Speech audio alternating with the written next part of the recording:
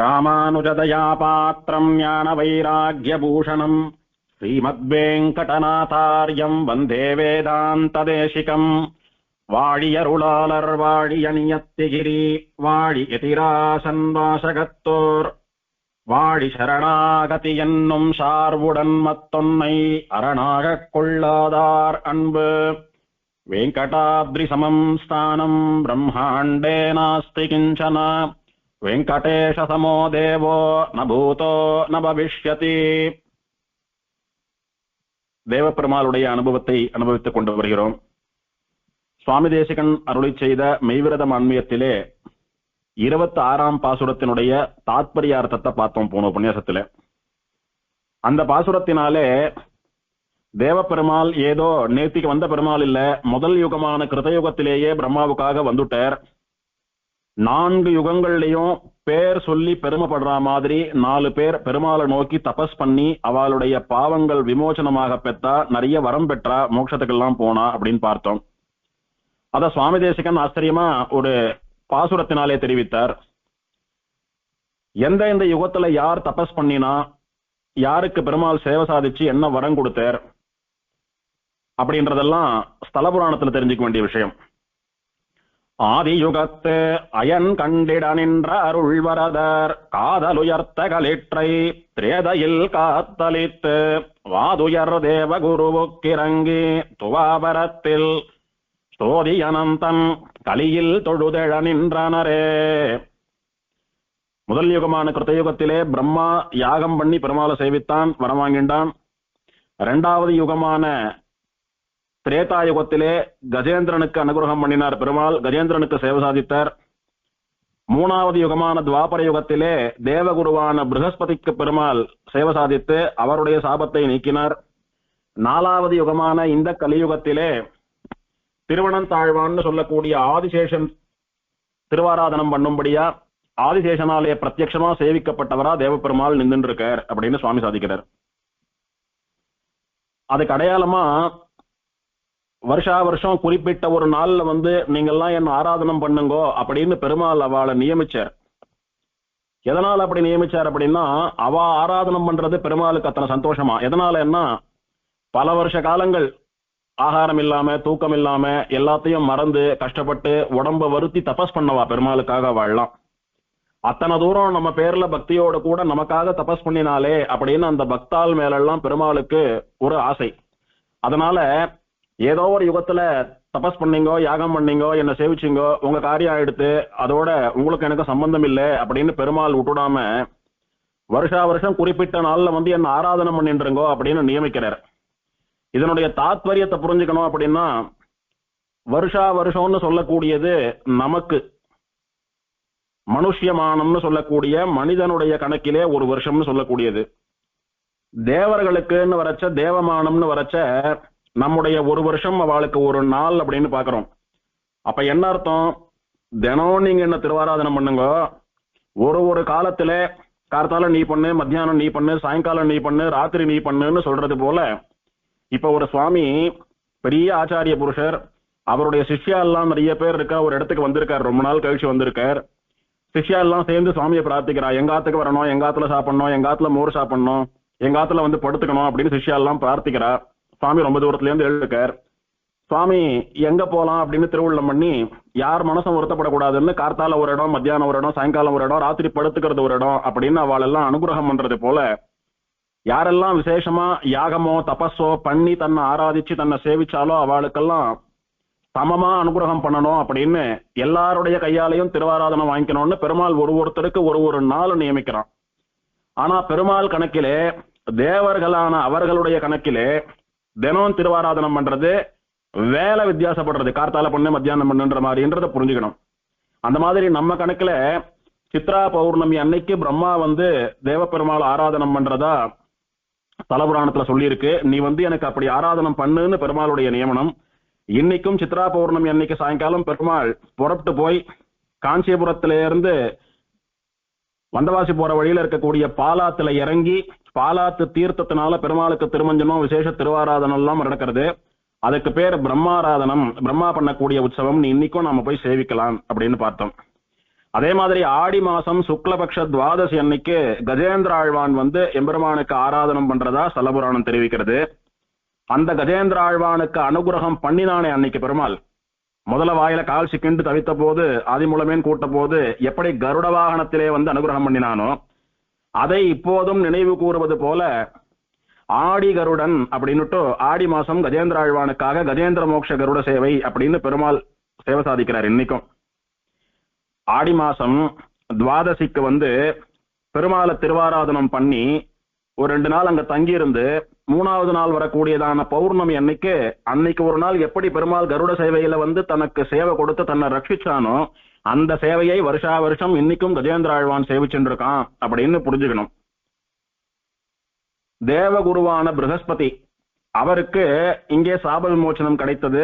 அதனுடைய நன்றி கடனாக அவர் வருஷா வருஷம் புரட்டாசி மாசம் திருவோண நட்சத்திரம் திருவேங்கடமுடையானுடையவும் சுவாமி தேசிகனுடையும் திருநட்சத்திரமான புரட்டாசி சிரவணத்தன்னைக்கு காஞ்சிபுரத்துக்கு வந்து பெருமாளை திருவாராதனம் பண்றார் அப்படின்னு தெரிகிறது. ஆதிசேஷன் சொல்லக்கூடிய திருவனந்தாழ்வான் தை மாசம் சுக்லபக்ஷ ஏகாதசி அன்னைக்கு முழுக்க காஞ்சிபுரத்துல இருந்து உபவாசம் இருக்கார். நிர்ஜலமா எதுவும் சாப்பிடாம உபவாசம் இருந்து துவாதசி அன்னைக்கு திருவாராதனம் பண்றார் அப்படின்னு சொல்லப்பட்டிருக்கு. இப்போ இதெல்லாம் என்ன கதை, என்ன சாப விமோச்சனம், தபஸ் பண்ணி என்ன வரம் வாங்கிண்டா அப்படின்னு எல்லாம் பார்க்கணும். இதுல நமக்கு ஃபெமிலியரா இது வரைக்கும் தெரிஞ்ச கதை அப்படின்னு பார்த்தா கஜேந்திர மோட்ச கதை தெரியும் ஒண்ணு.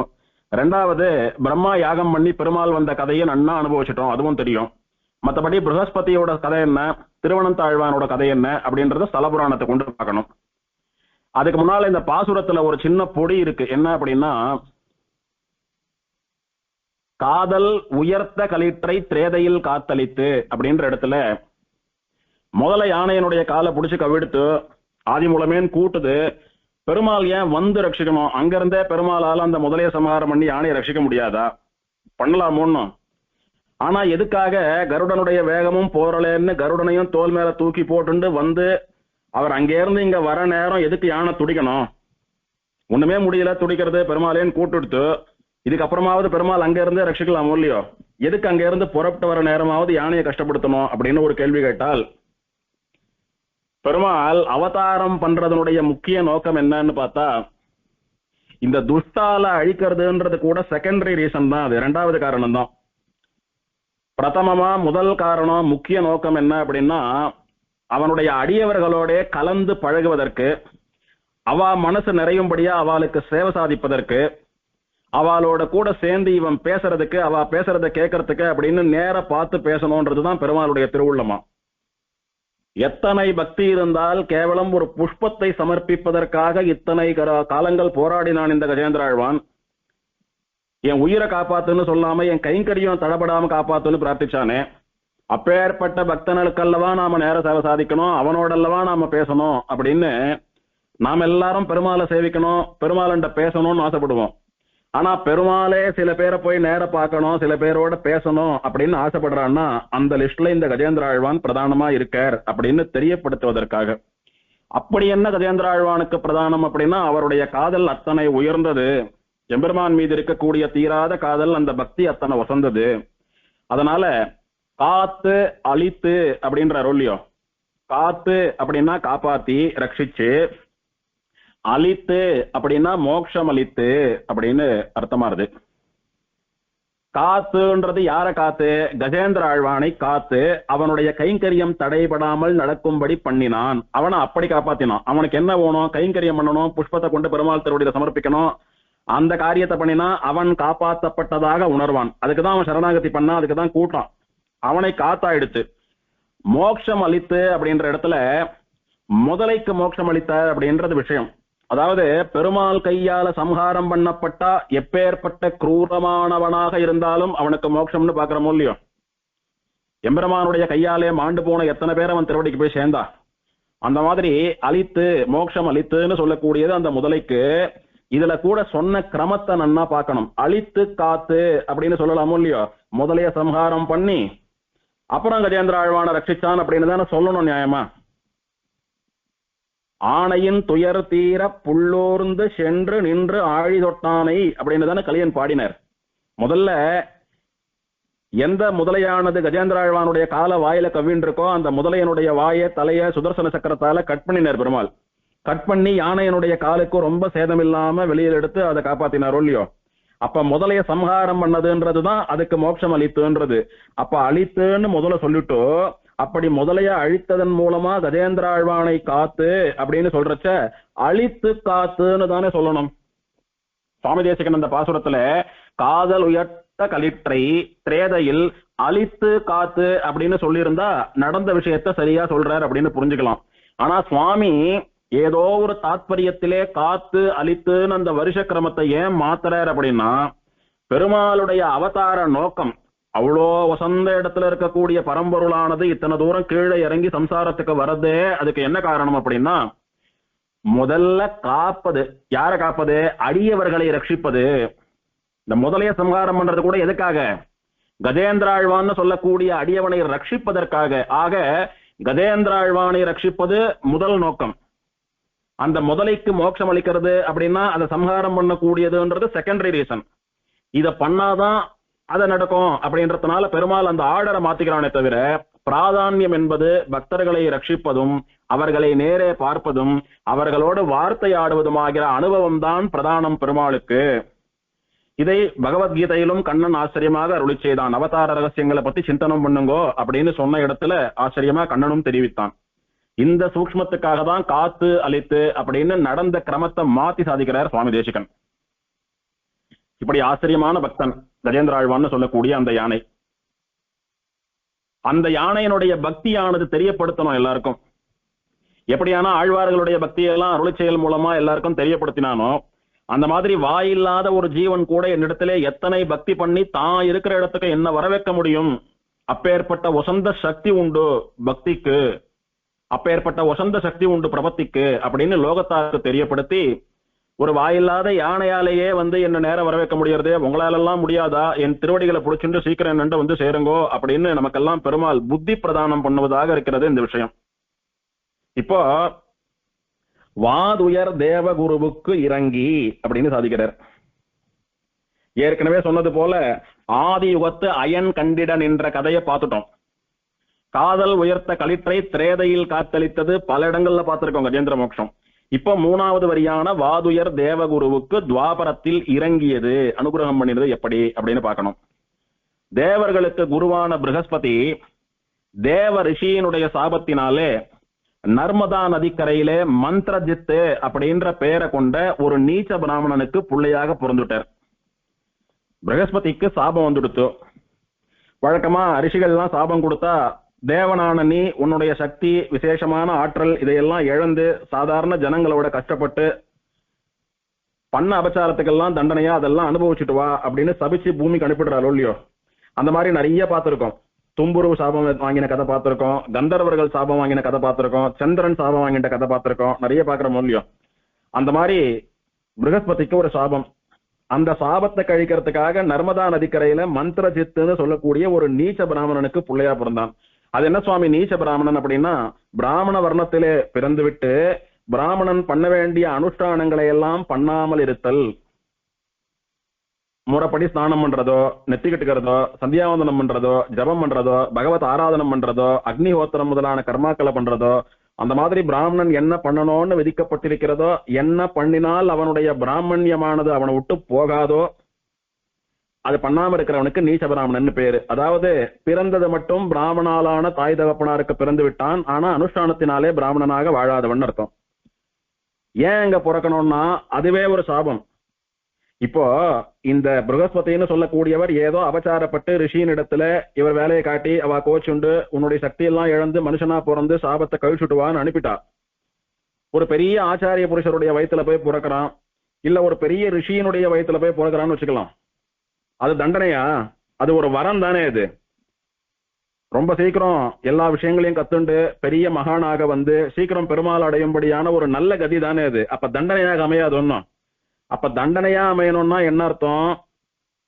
இவர் இப்ப எப்படி இருக்காரோ அதை விட கீழே போகணும், அப்பதான் உனக்கு வலின்னா என்னன்னு தெரியும், அகங்காரம் இல்லாம இருப்ப, பெரியவாளண்டெல்லாம் அவமரியாதை பண்ண மாட்ட அப்படின்னு நீச பிராமணனுடைய வயிற்றுல குழந்தையா பிறக்கும்படியா சபிக்க அப்படி பிறந்தார். இந்த குழந்தை பிறந்த உடனே இந்த குழந்தைய பார்த்த அம்மா செத்து போயிட்டா. பிரசவமாச்சு, மயக்கம் தெளிஞ்சு குழந்தைய கண்ணு திறந்து பார்த்த தாயார் உடனே போயிட்டா. அப்பாவானவர் இந்த குழந்தைய பிறந்துடுத்தே பாத்துக்கணுமே அப்படின்னு பாவம் கஷ்டப்பட்டு பார்த்துட்டு தான் வர்றார். ஆச்சார அனுஷ்டானம் இருக்கோ இல்லையோ குழந்தைய நன்னா பார்த்துட்டு வந்தார். இந்த குழந்தை ரொம்ப சின்ன வயசு, இப்பதான் எழுந்து நடக்க ஆரம்பிக்கிறது. அப்பவே திடீர்னு அவ அப்பாவுக்கு மரணம் வந்துடுத்து, அவரும் செத்து போயிட்டார். பெத்த தாயாரும் இல்ல, தோப்பனாரும் இல்ல, சின்ன குழந்தை வளரவே இல்ல. இதுக்கு யார் சாதம் போடுவா, யார் பால் புகட்டுவா, யார் குளிப்பாட்டி விடுவா, யார் எல்லா காரியமும் பண்ணி வைப்பா? வேற வழி தெரியாம அத்தை, மாமா, சித்தி, பெரியப்பா யாரெல்லாம் உறவுகாரா இருக்காளோ அவாத்துக்கெல்லாம் போறது, பசிக்கிறது, சாதம் கொடுங்க, பால் கொடுங்கன்னு கேட்கறது. ஒரு நாள் தரா, 4 நாள் மூஞ்சில் அடிச்ச மாதிரி இல்லைன்னு சொல்றா. சில இடங்கள்ல போனா இந்த காரியம் பண்ணு, அந்த காரியம் பண்ணுன்னு குழந்தையாச்சேன்னு கூட பார்க்காம போட்டு ரொம்ப ஹிம்சை பண்றா. வயத்துக்கு சாதம் போட மாட்டேன்றா. 4 நாளுக்கு ஒரு முறை, 5 நாளுக்கு ஒரு முறை பழையதை கொடுக்குறா. இதுக்கு போறல பாவம் குழந்தை வயிற்று பசியில துடிக்கிறது. பார்த்தது நாம ஏன் இப்படி எல்லாம் கஷ்டப்படணும், எல்லாரும் நம்மள அவமானப்படுத்துறாளே அப்படின்னு சில காலங்கள் கழித்து என்ன பண்ணிட்டு, நாம பேசாம அக்னி பிரவேசம் பண்ணிவிடலாம், எங்கேயான ரிஷிகள் யாகம் பண்ணிட்டு இருந்தாலானா அந்த குண்டத்துல ஊண்டு செத்து போயிடலான்னு முடிவு பண்ணிட்டு இந்த குழந்தை. அந்த மாதிரி ஒரு ரிஷியனுடைய ஆசிரமத்துக்கு போச்சு. அவர் அக்னிஹோத்திரம் பண்ணிட்டு இருக்கக்கூடிய குண்டத்துல நெருப்பு தகதகான்னு இருந்துட்டு இருக்கு. அவர் ஏதோ எடுத்துட்டு வரதுக்காக ஆசிரமத்துக்கு உள்ள போயிருக்காரு. அங்க யாரும் இல்லை. இப்போ இந்த குழந்தை அப்போ அந்த யாக குண்டத்துல நெருப்புல விழுந்து செத்து போயிடலாம் அப்படின்னு முயற்சி பண்றதுக்காக காலை வச்சு ஏற போறச்ச ஒரு பொம்மநாட்டி, ஒரு ஸ்திரீ ஓடி காப்பாத்துறா. ஏண்டா கண்ணா இந்த மாதிரி பண்ற, சின்ன குழந்தை வாழ வேண்டாமா, ஏன் இந்த மாதிரி பண்ற அப்படின்னா, இல்ல எங்க அம்மா அப்பா இல்ல, யாரும் சாதம் போட மாட்டேன்றா, அவமானப்படுத்துறா, இப்படி வாழறதுக்கு செத்து போறது மேல் அப்படின்னு நினைக்கிறேன் அப்படின்னு. அவ்வளவுதானே, நான் பாத்துக்கிறேன், நான் தாயாரா இருந்து உன்னை காப்பாத்துறேன், வளர்க்குறேன் வா அப்படின்னு சொல்லி அந்த அம்மா அழிச்சுட்டு போய் இந்த குழந்தைக்கு சாதம் எல்லாம் போட்டு வளர்த்து ஆளாக்குறா. அந்த அம்மாவும் ஒரு காலகட்டத்துல போயிடுறா, வயசாயிடுத்து போயிடுறா. அதுக்கப்புறம் இந்த குழந்தையானது ரிஷிகளுடைய அனுஷ்டானத்தை அவ ஆசிரமத்து பக்கத்துல இருந்து பார்த்து பார்த்து வாழ்ந்தபடியினால இதுவும் ஒரு ரிஷியா வந்தது. இப்போ அந்த குழந்தை ரிஷியா அதனுடைய அனுஷ்டானங்கள் அது பண்ற அளவுக்கு வந்துடுத்து. அந்த மாதிரி இந்த ரிஷியானவர் தன்னுடைய ஆசிரமத்திலே தன்னுடைய அனுஷ்டானங்களை பண்ணிட்டு இருக்கிறச்ச அந்த ஊருக்கு, அந்த தேசத்தை ஆளக்கூடிய ராஜா அவனுடைய 7 வயசு பையனோட வரான். இந்த ராஜாக்கள்லாம் ஊர் ஊரா போய் விஜயம் பண்ணுவா. ஊர்ல ஜனங்கள்லாம் சௌக்கியமா இருக்காளா, எந்த குறையும் இல்லாம இருக்கா, எந்த பயமும் இல்லாம இருக்கா, பஞ்சங்கள் இல்லாம இருக்கா, சந்தோஷமா இருக்காளா, ஏதான உதவி தேவையா அப்படின்னு விஜயமாட்டம், கிராம விஜயம், நகர விஜயம்னு ஒரு நாள் ஒரு இடத்துக்கு கேம்ப் மாதிரி போவா ராஜாக்கள்லாம். அந்த மாதிரி சமயத்துல அவனுடைய பையன், அப்பா நானும் வரேன்னு எழுதிருக்கோம், குழந்தை 7 வயசு பையன் அத்தையும் அழிச்சுட்டு வந்தான். ராஜாவானவன் ஒரு ஆத்துக்கும் போய் ஜனங்களோட குறையெல்லாம் கேட்டு யாருக்கு என்ன சகாயம் வேணும், எப்படி இருக்கு நாட்டு நிலைமைன்னு விசாரிச்சுட்டு இருக்கான். இது குழந்தை தானே, எங்கேயான விளையாடின்னு இருக்கலாம் அப்படின்னு விளையாடுறது, தெருவுல விளையாடலான்னு போச்சு இந்த ராஜாவனுடைய குழந்தை. அப்போ ஒரு நாய் படுத்துட்டு இருக்கு. அந்த நாய் அப்பதான் ஒரு 2-3 குட்டி போட்டு அந்த குட்டிகளுக்கெல்லாம் பால் புகட்டு படுத்துட்டு இருக்கு. இந்த நாய்க்குட்டியை பார்த்த உடனே இந்த குழந்தைக்கு விளையாடணும்னு ஆசை வந்துடுது இந்த ராஜாவோட பையனுக்கு. ஒரு நாயை என்ன பண்ணா, அதை காலை பூச்சி தரன்னு இழுத்துட்டு போய் கணத்துல போட்டான். அத்தை விளையாட்டுத்தனமா பண்றதா நினைச்சுட்டு தூக்கி போய் கணத்துல போட்டான். இவன் தரதரான்னு இழுத்துட்டு போறச்சையே வலி பொறுக்க முடியாம அந்த குழந்தை நாய் வீல் வீல்னு கத்தித்து கணத்துல வேற போட்டான். தாய் நாய் பார்த்தது, வந்ததே கோபம் அதுக்கு, என்னுடைய குழந்தைய அந்த மாதிரி பண்ண அப்படின்னு சொல்லி இந்த ராஜாவினுடைய குழந்தைய காலை பிடிச்சு நன்னா அப்படியே மாம்சம் வரா மாதிரி புடுங்கி எடுத்துட்டு போட்டு அவன் வழியில துடிச்சு போய் அப்பா அப்பான்னு கத்திண்டு அழுதான். உடனே அவனுக்கு பாதுகாப்பா இருந்த ராஜ சேவகர்கள், அங்க இருந்த காவலாளிகள் என்ன பண்ணா, அந்த நாயை அடிச்சு கொல்லணும் அப்படின்னு முயற்சி பண்ணி ஒரு கல்லை தூக்கி எறிஞ்சா. நல்ல வேலையா அந்த நாய் அங்க இருந்து தப்பிச்சு போயிடுது. தப்பிச்சு போன நாய் என்ன பண்ணிட்டு, ஒரு குழந்தைய தூக்கி கணத்துல போட்டா மத்த குழந்தைகளையும் அந்த மாதிரி போட்டுற போறா அப்படின்னு ஒரு குட்டிய வாயில கவ்விண்டு எங்கேயாவது போய் ஒளியலாம் அப்படின்னு போறச்ச, இந்த சாபம் பெற்ற பிரகஸ்பதி அம்மா அப்பாவை வளர்த்தவாளெல்லாம் இழந்துட்டு இப்ப ரிஷியா மாறி யாகம் பண்ணிட்டு அனுஷ்டானம் பண்ணிட்டு இருக்காரோ இல்லையோ, அவருடைய ஆசிரமத்துக்குள்ள போச்சு. போனா அவர் அனுஷ்டானம் பண்ணிட்டு இருக்கார், அக்னிஹோத்திரம் பண்ணிட்டு இருக்கார். இது பார்த்தது, நீங்க இந்த மாதிரி வைதிகமான அனுஷ்டானம் பண்ற இடத்துல ஒரு நாய் நான் வரத்துக்கு தகாது, நாயை பார்த்தாலோ தொட்டாலோ தீர்த்தம் ஆடணும்னு சொல்றதுக்கு எனக்கு புரியுறது, ரிஷியான உங்க ஆசிரமத்துக்குள்ள எல்லாம் நான் வரக்கூடாதுதான். ஆனா என் உயிருக்கு ஆபத்து, என்னை கொல்றதுக்காக வந்துட்டு இருக்கா, நான் வாழணும்னு ஆசைப்படுறேன், என்னுடைய குழந்தைகளுக்காக நான் அம்மா இருக்கணும்னு நினைக்கிறேன், அதனால சுவாமி எனக்கு அடைக்கலம் கொடுங்கோ, என்னை காப்பாத்துங்கோ அப்படின்னு அவர் பிரார்த்திக்கிறது.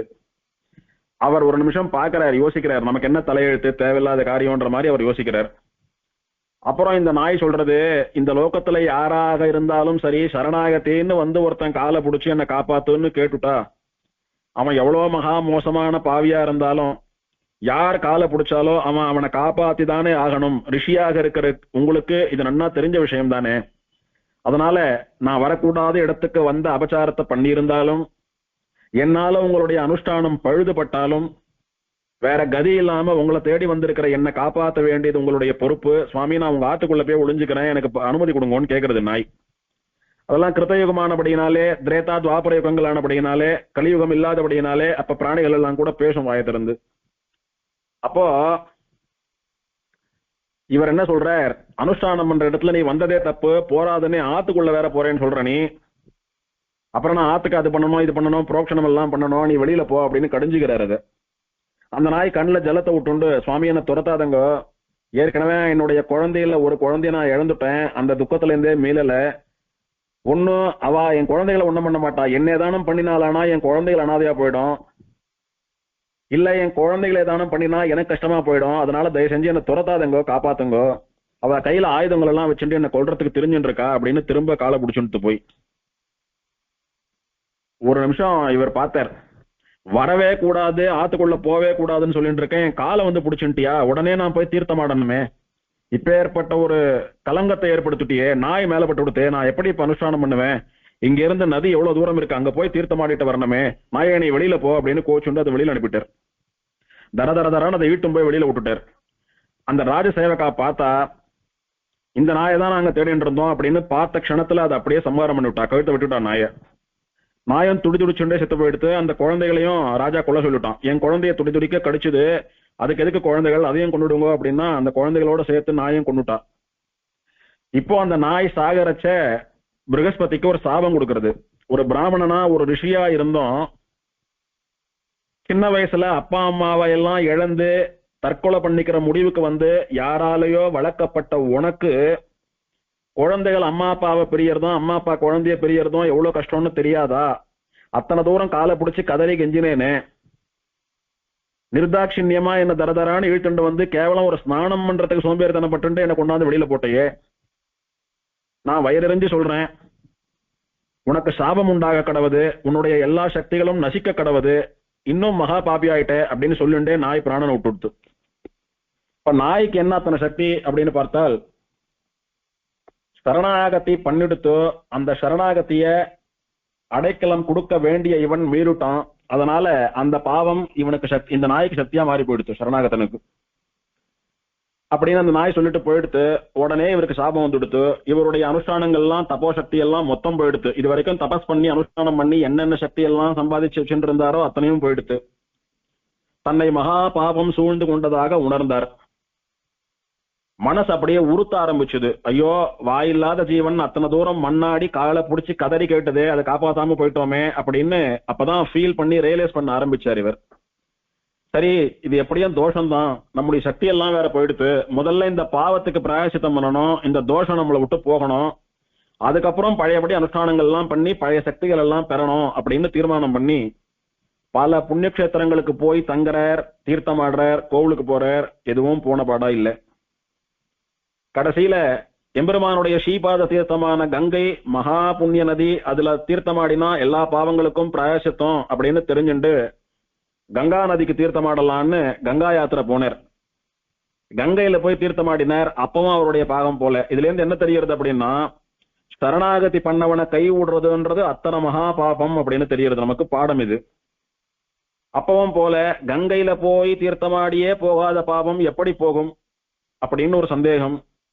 சரி, தன்னை விட மகா ஞானிகளா இருக்கிற பெரிய ரிஷிகள் யாரானும் இருந்தா அவளை போய் பிரார்த்திச்சு கேட்கலாம் அப்படின்னு, எப்படியும் கங்கை கரையாச்சே, புண்ணிய தீர்த்த கரையாச்சே, எங்கேயாவது வனங்கள்ல பெரிய தப்போதனர்களான ரிஷிகள்லாம் தபஸ் பண்ணிட்டு இருப்பா, யாரையானும் சேவிக்கிற பாக்கியம் கிடைச்சதுன்னா அவளை போய் சேவிச்சு பிராயசித்தம் கேட்கலாம் அப்படின்னு நினைச்சுண்டு இந்த பிராமணன் போறது. அப்போ மகா தப்போனிஷ்டரான பரத்வாஜ மகரிஷி, உசந்த பெருமைகளும் சக்திகளும் படைத்தவரான பரத்வாஜ மகரிஷி தபஸ் பண்ணிட்டு இருக்கார். இவன் போய் எப்பயாவது அவர் கண் முழிச்சு பார்த்தாரானா அவரிடத்துல விஷயத்த சொல்லி பிராயசித்தத்துக்கு வழி கேட்கலாம் அப்படின்னு காத்துட்டு இருக்கான். இவன் வந்து தான் பக்கத்துல நின்றுட்டு இருக்கிறத ஞான திருஷ்டினால உணர்ந்த பரத்வாஜர் தபஸ விட்டுட்டு ஒரு நிமிஷம் கண்ணை திறந்து பார்த்து வாயை திறந்து பேசுறார். சே பிராமணா, நீ பயப்படாதே, நீ யாருன்னு என்னுடைய ஞான திருஷ்டினால உணர்ந்துட்டேன். நீ தேவகுருவான ப்ரஹஸ்பதி, தேவரிஷியினுடைய சாபத்தினாலே ஒரு நீச்ச பிராமணனுடைய வயிற்றுல பிறந்து எந்த வயசுல எந்த கஷ்டங்களை எல்லாம் அனுபவிக்க கூடாதோ அத்தனையும் அனுபவித்தாய். அத்தனை பட்டும் மனுஷ வாசனையினாலே இந்த பிரகிருதி சம்பந்தத்தினாலே வாயில்லாத ஒரு ஜீவன் காலை பிடிச்சு கதறின போதும் அதை ரட்சிக்காம காட்டி கொடுத்து அது துடி துடிக்க சாகும்படியாக நடந்து கொண்டாய். அதனாலே சரணாகதனை கைவிட்ட மகா பாபமானது உன்னை சூழ்ந்து கொண்டு உன்னுடைய சக்தி எல்லாம் போய் முன்னை காட்டிலும் மகா பாபியாக பல புண்ணிய கஷேத்திரங்களுக்கு போய் தீர்த்தமாடியும் பல தீர்த்த யாத்திரைகள் பண்ணியும் உன்னுடைய பாவம் போல, கங்கையில தீர்த்தமாடியும் உன்னுடைய பாவம் போல, அதுக்கு மேல என்ன பண்றதுன்னு கேட்கறதுக்காக இங்க வந்திருக்கே அப்படின்னு இவன் வாயை திறந்து அடியேன்தாசன் சொல்றதுக்கு முன்னாடியே எல்லாத்தையும் சொல்லிட்டார். அப்பேற்பட்ட தபோனிஷ்டர் பரத்வாஜர் சொல்லிட்டு அவன் ஆச்சரியப்பட்டு போட்டான். என்ன இது, நாம ஒரு வார்த்தை கூட சொல்லல, ஆனா இந்த சுவாமி நம்மளை பத்தி எல்லாம் அப்படியே நேர பார்த்தது மாதிரி சொல்றாரு அப்படின்னு.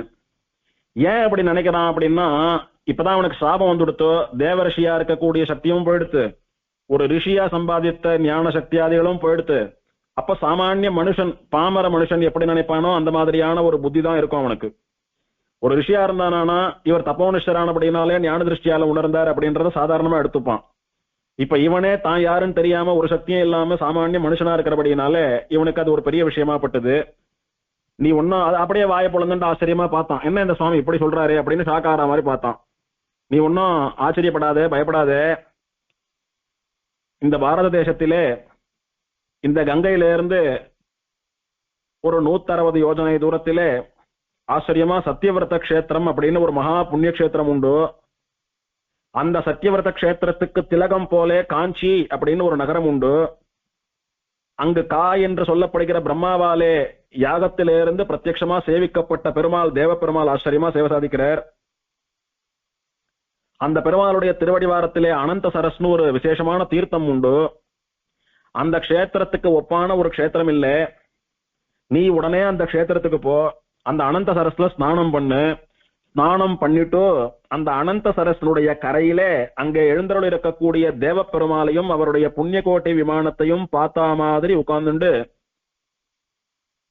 கணக்கே இல்லாமல் காயத்ரி மந்திரத்தை ஜபம் பண்ணிட்டு தினம் வேலைக்கு அனந்த சரஸ்ல தீர்த்தமாடி அனுஷ்டானங்களை எல்லாம் பண்ணிட்டு கண்ணை மூடிண்டு காயத்ரி ஜபத்தை தியானம் பண்ணிட்டு பெருமாளை நோக்கி காத்துண்டு பெருமாள் வந்து உனக்கு அனுகிரகம் பண்ணுவார். பிரதானமா நீ ஜிதேந்திரியனா இருக்கணும், இந்திரியங்களை எல்லாம் அடக்கி இருக்கணும், புலன்களுக்கு உட்பட்டு புலன் இன்பங்களோடு கூட இந்த தபச பண்ணக்கூடாது. புலன்களை வென்றவனாக ஒரு பிரம்மச்சரிய விரதத்தை கடைபிடித்துக் கொண்டு திரேதாயுகம் முழுக்க தபஸ் பண்ணு அப்படின்னு சொன்னார். இதுல இருந்து என்ன தெரிகிறது, தேவகுருவான ப்ரஹஸ்பதியாகவே இருந்தாலும் சரணாகத்தனை கைவிடுறது அப்படின்ற பாப்பம் அத்தனை மகா கிரூரமான பாப்பமானபடினாலே ஒரு யுகமெல்லாம் தபஸ் பண்ணுன்னு சொல்றார். அத்தனை மகா பாப்பமா அது. சரி, இவனும் அந்த மாதிரி போனோம். போய் காஞ்சிபுரத்துல அனந்த சரஸ்ல தீர்த்தமாடி பெருமாள் விமானத்தை நோக்கி ஆச்சரியமா தபஸ் பண்ணிட்டு இருக்கான். அப்படி பண்ணிட்டு இருக்கிற ஒரு நாள் ஒரு ராஜாவும் ராணியும், சின்ன வயசு ராஜா, இளவரசனா இருந்து இப்பதான் ராஜாவாயிருக்கான் அப்படின்னு சொல்ற மாதிரியான சின்ன வயசு ராஜா, இப்போதான் கல்யாணம் ஆயிருக்கு அப்படின்னு சொல்லும்படியான ஒரு இளம்பெண்ணை கையை பிடிச்சுண்டு அந்த வனத்துல, அனந்த சரஸ் இருக்கக்கூடியதான வனத்துல அப்படியே உலாவிண்டு வரா. உலாவிண்டு வந்த போது இந்த பரத்வாஜர் தபஸ் பண்ணக்கூடிய, இந்த ப்ரஹஸ்பதி தபஸ் பண்ணக்கூடிய இடத்த வந்து பாக்குறா. பார்த்துட்டோ ப்ரஹஸ்பதி வந்து பேசுறா, இவரும் அவளோட பேசுறார். அதெல்லாம் அடுத்த அத்தியாயத்துல சொல்றார் நாரதர். இப்ப பாரத்வாஜர் இவருக்கு சொன்ன வழி என்னன்னா, காயத்ரி ஜபத்தை திரேதா யுகம் முழுக்க பண்ணிட்டு துவாபர யுகம் முடிகிற சமயத்துல பெருமாள் பக்தவத்சலனா அனந்தகரோட விஸ்வக்சேனாதிகளோடு கூட உனக்கு சேவை சாதிப்பார். அப்போ பெருமாள் உன்னை பார்த்தாரானா போறோம், அந்த தேவ பெருமாளுடைய கட்டாட்சத்தினாலே உன்னுடைய மொத்த மகா பாபமும் உன்னுடைய சாபமும் எல்லாம் நீங்கி போடும். சூரியனுக்கு முன்னால பனித்துளி எப்படி நிக்காதோ அந்த மாதிரி உன்னுடைய பாவங்கள் எல்லாம் தேவ பெருமாளாலே எரிக்கப்பட்டு விடும். தேவப்பெருமாளுடைய அனுகிரகத்தினாலே நீ மீண்டும் ப்ரகஸ்பதியா தேவகுருன்னு சொல்லக்கூடிய உன்னுடைய சாம்ராஜ்யத்தை அடைந்து பழைய சக்திகளோடு விளங்குவாய் அப்படின்னு பிராயசித்தம் சொன்னார். சொல்லிட்டு அது மட்டும் இல்ல, நீ சாப விமோச்சனம் பெறது, உன்னுடைய பாவம் போறது, உன்னுடைய பழைய ப்ரகஸ்பதி சாம்ராஜ்யம் கிடைக்கிறது, இதெல்லாம் விட பெரிய ஒரு வரம் கிடைக்க போறது உனக்கு. என்னன்னா, துவாபர யுகம் முழுக்க தேவப்பெருமாளை ஆராதனம் பண்ணக்கூடியதான கைங்கரியம் கிடைக்க போறது உனக்கு. தொடர்ந்து பகவத் ஆராதனம் பண்ணக்கூடிய உத்தமமான ஒரு கைங்கரியம் கிடைக்க போறது உனக்கு. அதுவும் இல்லாமல் எல்லா யுகங்களிலும் வருஷத்துல ஒரு நாள் வந்து நீ ஆராதனம் பண்ணிட்டு போன்னு பெருமாள் உனக்கு வரமெல்லாம் தரப்போறார். அதனால நீ இந்த தப்பு பண்ணது கூட ஒரு நல்லதுக்கு அப்படின்னு நினைச்சுக்கோ, கெட்டதுலயும் ஒரு நல்லது இருக்குன்னு நினைச்சுக்கோ, மனசை விடாத, காஞ்சிபுரத்துக்கு போய் தபஸ் பண்ணுன்னு சொல்லி அனுப்பிட்டார். சரி சுவாமி, இப்பதான் எனக்கு நிம்மதி இருக்கு, இப்பதான் எனக்கு பயம் போச்சு அப்படின்னு பல முறை அவரை விழுந்து சேவிச்சு நன்றி தெரிவிச்சுட்டு இவன் காஞ்சிபுரத்துக்கு வந்தான். வந்து அனந்த சரஸ்ல தீர்த்தமாடிண்டு கொஞ்சம் கொஞ்சமா அனந்த சரஸ்ல தீர்த்தமாட இவனுடைய பாவங்கள்லாம் கொஞ்சம் கொஞ்சமா இவனை விட்டு கரைஞ்சுட்டே வருது. அப்படி கொஞ்சம் கொஞ்சமா பாவத்தை கரைச்சுண்டு நாளுக்கு நாள் அதிகமான ஸ்ரத்தையோட புலன்களை அடக்கி கொண்டு பக்தியோடு கூட உக்கிரமான தபஸ் பண்ணிட்டு வரான் காயத்ரி மந்திரத்தினாலே. இந்த மாதிரி சமயத்திலே அங்க மனுஷ உடம்போட ஒரு சின்ன வயசு ராஜா ராணியாட்டமா பெருமாள் தாயார் வரா. வந்து இவங்கிட்ட பேச்சு கொடுக்குறா.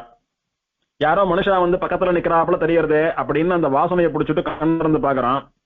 பார்த்த உடனே பெருமாள் கேட்கிறார், உம்முடைய குலம் என்ன, உம்முடைய கோத்திரம் என்ன? ரெண்டே கேள்விதான் கேட்டார் பெருமாள். இவர் இந்த குலம் இந்த கோத்திரம் அப்படின்னு ஏதோ சொன்னார். சொல்லிட்டு அப்படியா, சரி நான் வரேன் அப்படின்னு புறப்பட்டு போயிட்டார் பெருமாள்.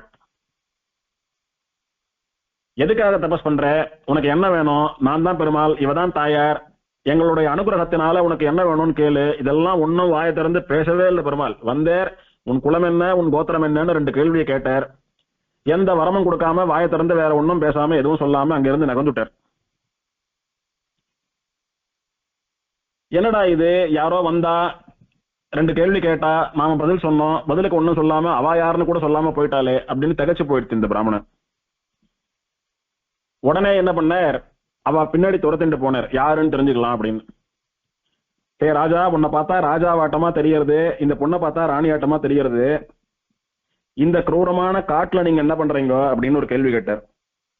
இதுல இருந்து என்ன தெரியறது, பிரம்மா ஆச்சரியமா விஸ்வகர்மாவை கூட்டு காஞ்சின்னு சொல்லக்கூடிய உத்தமமான நகரத்தை சமைக்க சொன்னான். அங்கு எல்லோரும் வந்து சேவிக்கும்படியா விசேஷமா யாகமெல்லாம் நடந்தது. கிருத்தயுகம் முடிஞ்சு அடுத்த யுகம் ஆரம்பிக்கிற வரைக்கும் பிரம்மாவானவன் ஆச்சரியமா திருவாராதனங்கள்லாம் பண்ணிட்டு காஞ்சிபுரத்திலே இருந்தான். 2வது திரேதாயுகம் முழுக்க போச்சு. அப்பவும் பெருமாளை பல பேர் ஆராதனை பண்ணினா, பல பேர் தபஸ் பண்ணினா. இப்படி காலம் ஜாஸ்தியா போக போக போக போக துவாபர யுகம் ஆரம்பத்திலேயே காஞ்சிபுரத்துல இப்ப பெருமாளுக்கு திருவாராதனங்கள் எல்லாம் இல்லாமல் கோவில் எல்லாம் அப்படி புதர் மண்டி போய், அது நகரம் அப்படின்னு சொல்லாதபடிக்கு மனுஷாலே யாரும் வாசம் பண்ணாம கொடிய விஷ ஜந்துக்கள், பாம்பு சர்ப்பம் முதலான விஷ ஜந்துக்கள், கரடி யானை சிங்கம் புலி முதலான காட்டு மிருகங்கள் வனவிலங்குகள்லாம் சஞ்சாரம் பண்ணக்கூடிய குரூரமான காடா மாறி போயிருந்தது. ஆனா அந்த புண்ணிய தீர்த்தம் அங்க இருக்கிறபடினாலே, பெருமாளுடைய விமானம் அங்க இருக்கிறபடினாலே அங்க தபஸ் பண்ணணும்னு இந்த ரிஷி வந்து தபஸ் பண்ணிட்டு இருக்கார். நான் ரிஷி பாவ விமோச்சனத்துக்காக இங்க வந்து தபஸ் பண்ணிட்டு இருக்கேன். ஆனா உங்களை பார்த்தா சாதாரணமா இப்பதான் கல்யாணம் ஆன இளம் தம்பதிகளா தெரியுறீங்கோ. இப்படி ஒரு ஆபத்தான காட்டுல என்ன பண்ணிட்டு இருக்கீங்க, உங்களுக்கு என்ன காரியம் இங்க அப்படின்னு கேட்டா, ஒண்ணுமில்ல சுவாமி, நாங்க அப்படியே ஜாலியா சுத்தி பார்த்துட்டு போலான்னு வந்தோம் அப்படின்னு பெருமாள் சொல்றாரு. இல்ல கொடூரமான இடம், எப்ப எந்த விஷ ஜந்து வந்து உங்களை தாக்கும்னு தெரியாது, அதனால இங்க ரிஸ்க் எடுத்து இந்த மாதிரிலாம் சுத்தின்னு இருக்காதுங்க. நீங்க பார்த்தா நல்லவாலாட்டமா தெரியறதுனால உங்களுக்கு ஒரு விஷயம் சொல்றேன். இது அனந்த சரஸ்து சொல்லக்கூடிய மகா உத்தமமான புண்ணிய தீர்த்தம். இந்த தீர்த்தத்துல தீர்த்தமாடினா பாவம் பண்ணவாளுக்கு அவளுடைய பாவம் எல்லாம் போயிடுறது. இதுல தீர்த்தமாடுறவா என்ன ஆசைப்படுறாளோ அந்த வரம் கிடைக்கிறது. இதுக்கெல்லாம் காரணமாயிருந்து அனுகிரகம் பண்ணக்கூடியவன் இந்த கரையிலே புண்ணிய கோட்டை விமானத்துக்கு கீழே சேவை சாதிக்கக்கூடிய தேவப்பெருமாள்.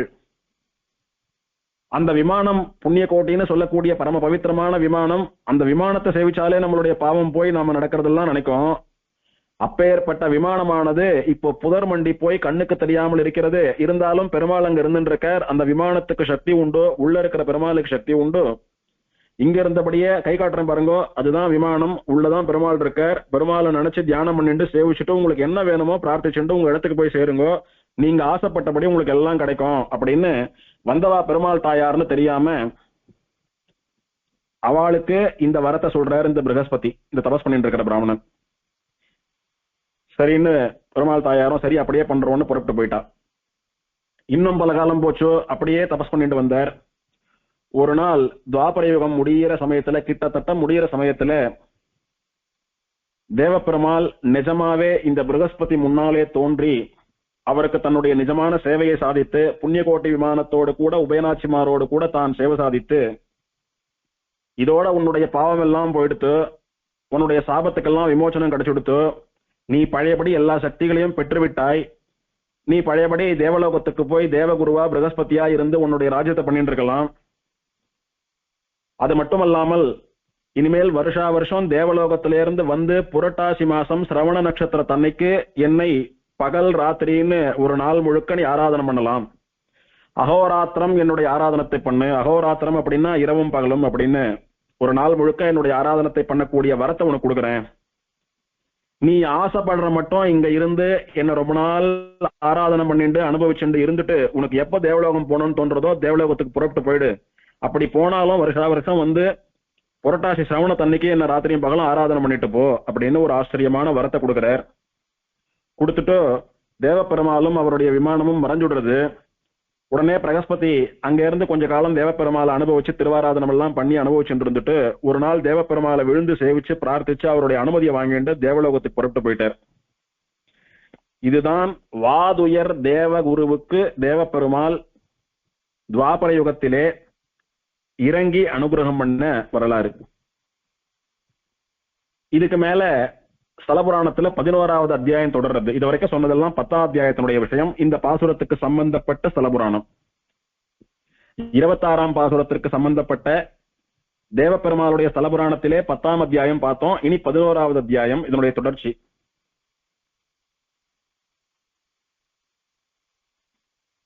பிரம்மா பெருமாளை சேவிச்சு ரொம்ப காலம் திருவாராதனம் பண்ணிட்டு அவர் புறப்பட்டு போயிட்டார். அடுத்து வந்தவாள்லாம் ஒவ்வொருத்தரா போனா. இப்ப துவாபர யுகத்திலே பிரகஸ்பதியும் வந்து சாப விமோச்சனம் பெற்று திரும்ப போயிட்டார். இதுல ஒரு விஷயம் நாம பார்க்கணும். என்னன்னா, ஏற்கனவே பெருமாளும் தாயாரும் வந்து தாங்க தான் பெருமாள் தாயார் அப்படின்ற சேவையை அவருக்கு கொடுக்காம அப்பவே ஏன் இவருக்கு வந்து அவ சாப விமோச்சனம் கொடுக்கல, வரம் கொடுக்கல அப்படின்னு ஒரு கேள்வி. அதுக்கு என்ன தாத்பரியம் அப்படின்னா, இவர் தீவிரமா முயற்சி பண்ணினார். புலன்களை எல்லாம் அடக்கி பல காலம் அனந்த சரஸ்ல தீர்த்தமாடி புண்ணியகோட்டி விமானத்தை நோக்கி கணக்கே இல்லாமல் கோடிக்கணக்கிலே காயத்ரி ஜபம் எல்லாம் பண்ணிட்டு வந்தார். ஆனால் மனசுல பக்தி போரலையா இவருக்கு. மனசுல தேவையான பக்தி பூர்த்தி இல்லை, நிறைவான பக்தி இல்லை மனசுல. ரிஷி சொன்னார் இதெல்லாம் பண்ணாது நடக்கும் அப்படின்னு ஏதோ ஒரு காமியமா இதை பண்ணிட்டு இருக்கார். பண்ண அந்த செயலை பெருமாளையும் தாயாரையும் வர வச்சுடுத்து. சுவாமி அப்ப பக்தியா பண்ணாதான் ஒரு காரியம் பழிக்குமா? நான் சொல்ற மந்திரத்துக்குன்னு ஒரு சக்தி இல்லையா? நான் அர்த்தம் தெரிஞ்சுண்டு காயத்ரி மந்திரம் பெருமாளை தான் சொல்றது அப்படின்னு பெருமாளை மனசுல நினைச்சுண்டு அப்படியே உருகி போயெல்லாம் காயத்ரி ஜபம் பண்ணல. ஏதோ அவசரமா ஓடிட்டு இருக்கேன், என் ஆத்துக்காரியத்தெல்லாம் பார்க்கணும், ஆபீஸ் போகணும், உழைக்கணும், உடம்பு சரியில்லை, எத்தனையோ இருக்கு, இத்தனைக்கும் நடுவுல விடாம ஜபம் பண்ணிட்டு இருக்கேன். அதுல பெருமாளோட லயிச்சு போய் ஜபம் பண்றதுக்கெல்லாம் எனக்கு இப்ப முடியல சுவாமி. அப்ப நான் பண்ற ஜபத்துக்கு பலனே இல்லையா அப்படின்னா அப்படி கிடையாது. பண்ணக்கூடிய கர்மாவுக்கு ஒரு பலன் உண்டு. அது பூரண பலன் பெற்று பெருமாளை மகிழ்விக்க வேண்டுமானா மகா விசுவாசத்தோட பக்தியோட பெருமாளை தியானம் பண்ணிட்டு பண்ணணும்ன்றது விஷயம். இவர் இத்தனை பண்ணினார். அனந்த சரஸ்ல தீர்த்தமாடினா அவ பாவம் போறதுன்னு சொல்றாளே, அப்ப அந்த வார்த்தைக்கு என்ன அர்த்தம் அப்படின்னு கேட்க கூடாது யாரும். பெருமாளுடைய மந்திரத்தை இதுகாரம் ஜபிச்சுட்டு இருக்காரு, அதுக்கு என்ன பலன் அப்படின்னு கேட்டக்கூடாது யாரும். புண்ணியகோட்டி விமானத்தை சேவிச்சா மாதிரி சத்தியவிரத கஷேத்திரத்துல இத்தனை நாள் வாசம் பண்ணிட்டு ஜபம் பண்ணிட்டு இருக்காரு, அதுக்கு என்ன பலன் அப்படின்னு கேட்டக்கூடாது யாரும். அதுக்காக அந்த கஷேத்திர வாசம், அந்த தீர்த்தத்துல தீர்த்தமாடுறது, புண்ணியகோட்டி விமானத்தை சேவிக்கிறது, அங்க இருந்து வாசம் பண்ணிட்டு ஜபிக்கிறது, இதனால எல்லாம் ஏற்பட்ட பலன் தான் பெருமாள் தாயாரை இவரை தேடி வர வச்சுது. இப்போ நாம திருவேங்கடமலைக்கு மூலவரை சேவிக்க போனா என்ன சொல்றோம்? சுவாமி அத்தனை கூட்டமா இருக்கு, பெருமாளை பூரணமா அனுபவிக்க முடியல, இருந்தாலும் நாம பெருமாளை பாக்குறோமோ இல்லையோ, பெருமாள் நம்மளை கட்டாட்சிச்சார் அப்படின்ற ஒரு திருப்தி போறோம். மத்த ஊர்ல எல்லாம் போய் பெருமாளை சேவிக்கிற மாதிரி 6 அமர சேவிக்க முடியல, ஏதோ தெரிஞ்ச மட்டும் சேவிச்சேன், கையை கூப்பினேன். ஆனா பெருமாள் என்ன நன்னா கட்டாட்சிக்கிறானோ இல்லையோ, அவனுக்கு நான் பூரணமா தெரியறனோ இல்லையோ, 1,00,000 பேர் வந்தாலும் 1,00,000 பேரையும் நன்னா பாக்குறான், வாவாளுக்கு அனுகிரகம் பண்றானோ இல்லையோ, அது போறோம் அப்படின்னு சொல்றோமே. அந்த மாதிரி பிரகஸ்பதிக்கு வந்தவா பெருமாள் தாயார்னு தெரிஞ்சுண்டு அவர் சேவிச்சு அனுபவிக்கலைன்னாலும் பரவாயில்லை, அவரை தேடி அவ 2 பேரும் வந்து சேவை கொடுத்தா, அவரோட பேசினா, அவர் பேசுனதை கேட்டு போனாலோ இல்லையோ, பெருமாள் தாயார் பேசுறது காதுல விழுந்தாலே அத்தனை பாக்கியம். ஆனா பெருமாள் தாயார் இவரோட நேர பேசினா, இவர் அவளோட பேசியிருக்கார், இவர் சொன்னபடி கேட்டு வேற போயிருக்காவா. இதெல்லாம் நடத்தி கொடுத்தது எதுன்னா அந்த க்ஷேத்திர வாசம், காஞ்சிபுர வாசம், அனந்தசரஸ் தீர்த்தத்துல பண்ணின ஸ்நானம், புண்ணியகோட்டை விமான சமீபத்துல பண்ணின அனுஷ்டானம், இதெல்லாம் சம்பாதிச்சு கொடுத்தது. அப்போ பெருமாள் நான் தான் பெருமாள் அப்படின்னு சொல்லி சேவை கொடுக்காததுக்கு என்ன காரணம் அப்படின்னா பக்தி போராமை காரணம். இதை திருமழிசை பிரான் ஆச்சரியமா சாதிக்கிறார். என்பிலெல்கி நெஞ்சுருகி உள்கணிந்து எழுந்தது ஓர் அன்பிலன்றி ஆழியானை யாவர் காண வல்லரே. புன்புல வழியடைத்து அறக்கிலச்சினை செய்து நன்புல வழி திறந்து ஞான நற்சுடர் கொலி என்பிலெல்கி நெஞ்சுருகி உள்கணிந்தெழுந்ததோர் அன்பிலன்றி ஆழியானை யாவர் காண வல்லரே. மனுஷா, உன்னண்ட என்னென்ன கெட்டது இருக்கோ அது மொத்தத்தையும் நிறுத்தி சீல் வச்சுடு. புன்புல வழி அடைத்து, பாவம் பண்ணக்கூடிய வழியை எப்படியெல்லாம் நீ பாவம் பண்ற, கண்ணால பார்க்க கூடாததை பார்த்தா பாவம், காதால கேட்க கூடாததை கேட்டா பாவம், வாயால சொல்லக்கூடாததை சாப்பிடக்கூடாததை சொன்னா சாட்டா பாவம், கையால பண்ணக்கூடாத காரியத்தை பண்ணா பாவம். அந்த மாதிரி உன்னுடைய இந்திரியங்கள் புலன்களை கொண்டு என்னென்ன பாவம் பண்றையோ அந்த பாவம் பண்ற வழி, அந்த மீன்ஸுக்கெல்லாம் என்ன பண்ற, ஒரு பெரிய பூட்டா போட்டு சீல் வச்சுடு. அறக்கு இலட்சணை செய்து சீலிங் வேக்ஸ போட்டு சீல் வச்சுடு. இனிமேல் திறக்க கூடாது, நிரந்தரமா பூட்டியாச்சு அந்த ஆத்தை, பாவமே பண்ணக்கூடாதுன்னு முடிவு பண்ணிக்கோ. நன்புல வழி திறந்து, கெட்டது பாவம் பண்ணக்கூடிய வழியை பூட்டி சீல் வச்சுட்டா போறாது. நான் கெட்டதே பண்ணல ஆனா எதுவும் பண்ணாம பேசாம உட்கார்ந்துட்டு இருக்கேன் அப்படின்னு உட்கார்ந்துட்டு இருந்தா போறாது. நன்புல வழி திறந்து அதே இந்திரியங்களை, அதே சரீரத்தை, அதே உபகரணங்களை, அதே ஞானத்தை, புத்தியை கொண்டு நல்ல காரியம் எவ்வளவோ பண்ணலாம். அப்படி நல்ல காரியங்களை, புண்ணிய காரியங்களை, தர்ம காரியங்களை, நீ என்ன பண்ணணுமோ அந்த உத்தமமான அனுஷ்டானங்களை, பக்தியை, இதெல்லாம் பண்றதுக்கான வழி இருக்கே, அந்த வழியை தர. அப்படின்னா என்ன அர்த்தம், இது நாள் வரைக்கும் அந்த வழியை பூட்டி வச்சு கெட்ட வழியை திறந்து வச்சுட்டு இருந்தோம், இப்ப கெட்ட வழியை பூட்டி சீல் வச்சா எடுத்து நல்ல வழியை தர, நல்ல காரியங்களா பண்ணு. நன்புல வழி திறந்து ஞான நற்சுடர் கொலி, எம்பெருமானை உணர்வதாகிற ஞானத்தை சம்பாதித்துக்கொள். என்பிலெல்கி நெஞ்சுருகி உள்கணிந்தெழுந்ததோர் அன்பு வர வேண்டும் உனக்கு. அது எது? பக்தி. பக்தி எப்படி இருக்கணுமா, மனசுல இருந்தா போறாதான். மனசுன்னு சொல்லக்கூடியது ஒரு உணர்ச்சி, ஒரு இந்திரியம் தானே அது. அதாவது மாம்சத்தினாலே பண்ணப்பட்ட கை கால் போல ஒரு வஸ்து கிடையாது அது. மனசுன்னு இருக்கிறத உணர்றோம் இல்லையா? அந்த உருவம் இல்லாத மனசுல பக்தி இருந்தா போறாது, அதுல இருக்கிறதோட சேர்ந்து என்பில் எல்கி, உன்னுடைய எலும்புல ஒரு இடத்துலயும் பக்தி ஊறி போயிருக்கணும். உன்னுடைய ரத்தம் முழுக்க பக்தி தான் ஓடணும். உன்னுடைய உடம்புல எந்த இடத்துல கத்திய வச்சு கேறினாலும் பக்தி வெளிப்படணும். அந்த மாதிரி சில பேர் ரொம்ப கோபக்காரால இருந்தா கோபம் ரத்தத்துல ஊறி போயிடுத்து, சில பேர் நிறைய தர்ம காரியம் பண்ணா தர்மம் பண்றது அவர் ரத்தத்துல ஊறி போயிடுத்து, பக்தி அவர் ரத்தத்துல ஊறி போயிடுத்து அப்படின்லாம் சொல்றோமோ இல்லையோ. அந்த மாதிரி உடம்புல ரத்தமோ மனசோ எலும்போ மஜ்ஜையோ என்னென்ன இருக்கோ அத்தனையிலையும் பக்தி ஊறி போயிருக்கணும் உனக்கு. என்பில் எல்கி நெஞ்சு உருகி உள் கணிந்து எழுந்ததோர் அன்பு, பிஞ்சிலேயே பழுத்ததுன்னு சொல்லுவா தெரியுமா? அந்த மாதிரி பக்தியினாலே பழுத்து பழுத்து பழுத்து பழுத்து அந்த பழம் அப்படி வந்து வெம்பி போற அளவுக்கு பக்தியானது மனசுல வரணும். அப்பேற்பட்ட ஒரு அன்பில் அன்றி அந்த அன்பில்லாதவர்களை தவிர ஆழியானை, திருப்பார்கடலிலே சயனித்துக் கொண்டிருப்பவனான எம்பெருமானை ஸ்ரீமன் நாராயணனை யாவர் காண வல்லரே, யாரால பார்க்க முடியும்? அப்ப என்ன சாதிக்கிறார் ஆழ்வார்? அப்பேற்பட்ட உத்தமமான அன்பு, அதாவது பரம பக்தி இருந்தால்தான் பெருமாளை நேரே சேவிக்க முடியும் அப்படின்னு திருமழிசை பிரான் தெரிவிக்கிறார். அப்படி இருந்ததுனாலதான் ஆழ்வார்கள் எல்லாம் பெருமாளை பார்த்தா, சுவாமி நீங்க சொன்னீங்களே, திருமழிசை ஆழ்வார நாம கேட்கிறோம், சுவாமி நீங்க சொன்னீங்களே எலும்புல பெருமாள் இருக்கணும், மனசுல பெருமாள் இருக்கணும், ரத்தத்துல பெருமாள் இருக்கணும், உடம்பெல்லாம் பக்தி, எங்க வெட்டினாலும் பக்தி வரணும்னு சொன்னீங்களே, உங்களுக்கு அந்த மாதிரி இருக்கா அப்படின்னு ஒரு கேள்வி கேட்டோம். பெரும்புலியூர் அக்ரகாரத்துல இருக்கிற பிராமணா எல்லாம் கேட்டா ஆழ்வார் யாகசாலைக்கு எழுந்திருந்த போது அப்ப ஆழ்வார் அனுமார் மாற கீழ்ச்சி சீதாராமனை காட்டினது போல தன்னுடைய ஹிருதயத்திலே திருப்பார்கடலில் சயனித்துக் கொண்டிருக்கக்கூடிய ஆழியான் சேவை சாதிக்கும்படியா ஒரு பாட்டு பாடினார் ஆழ்வார். உட்கிடந்த வண்ணமே புறம்புசிந்து காட்டிடேன்னு பாடி முடிச்சார். திருப்பார்கடலிலே சாதிக்கக்கூடியதான சேவையை ஆழ்வாருடைய மார்பிலே சாதித்தான் பெருமாள். அந்த பெரும்புலியூர் அக்ரஹாரத்து வேதியர்கள் அங்க இருக்கிற மக்கள் எல்லோரும் ஆழ்வாருடைய பக்தியை பார்த்து ஆழ்வாருடைய திருமேனியிலே பெருமாள் நிரந்தர வாசம் பண்றதை பார்த்துட்டு வாயடைச்சு போய் நின்று, எந்த ஆழ்வாருடைய காதல வேதம் விழுந்தா பாவம் அப்படின்னு இவன் நினைச்சு வேதத்தை நிறுத்தினாலோ அந்த ஆழ்வாருக்கு யாகசாலையில முதல் மரியாதை பண்ணி அவரை சேவிச்சு அக்ர பூஜைன்னு முதல் மரியாதை பண்ணின ஆழ்வாருக்கு. இத்தனையும் எப்படி சம்பாதிச்சார் ஆழ்வார்? எம்பெருமானிடத்துல அத்தனை பக்தி, உடம்பு முழுக்க ஆத்மா முழுக்க என்னென்ன இருக்கோ அது முழுக்க அப்படி பெருமாளுடைய பக்தி அப்படியே ஓடுறது கலந்த ஆழ்வாருக்கு. அந்த பக்தி இல்லாத காரணத்தினாலே தேவப்பெருமாள் பிரத்யட்சமா நான் தான் தேவப்பெருமாள், இவதான் பெருந்தேவி தாயார் அப்படின்னு சேவை கொடுக்கல. அப்பவே சாப விமோச்சனம் கிடைக்கல. நீ பண்ண அந்த காரியம் பக்தியே இல்லாம பண்ணாலும் வரட்டுத்தனமா பண்ணாலும் நீ பண்ண ஒரு காரியத்திற்கு என்ன பலனோ அந்த பலன் கிடைச்சுடுத்து. இன்னும் உனக்கு காரியம் சபலமானோ வந்தவர் பெருமாள்னு தெரிஞ்சு சாப விமோச்சனம் சீக்கிரம் ஆனோம்னா பக்தியோட பண்ணுன்றது பாடம்.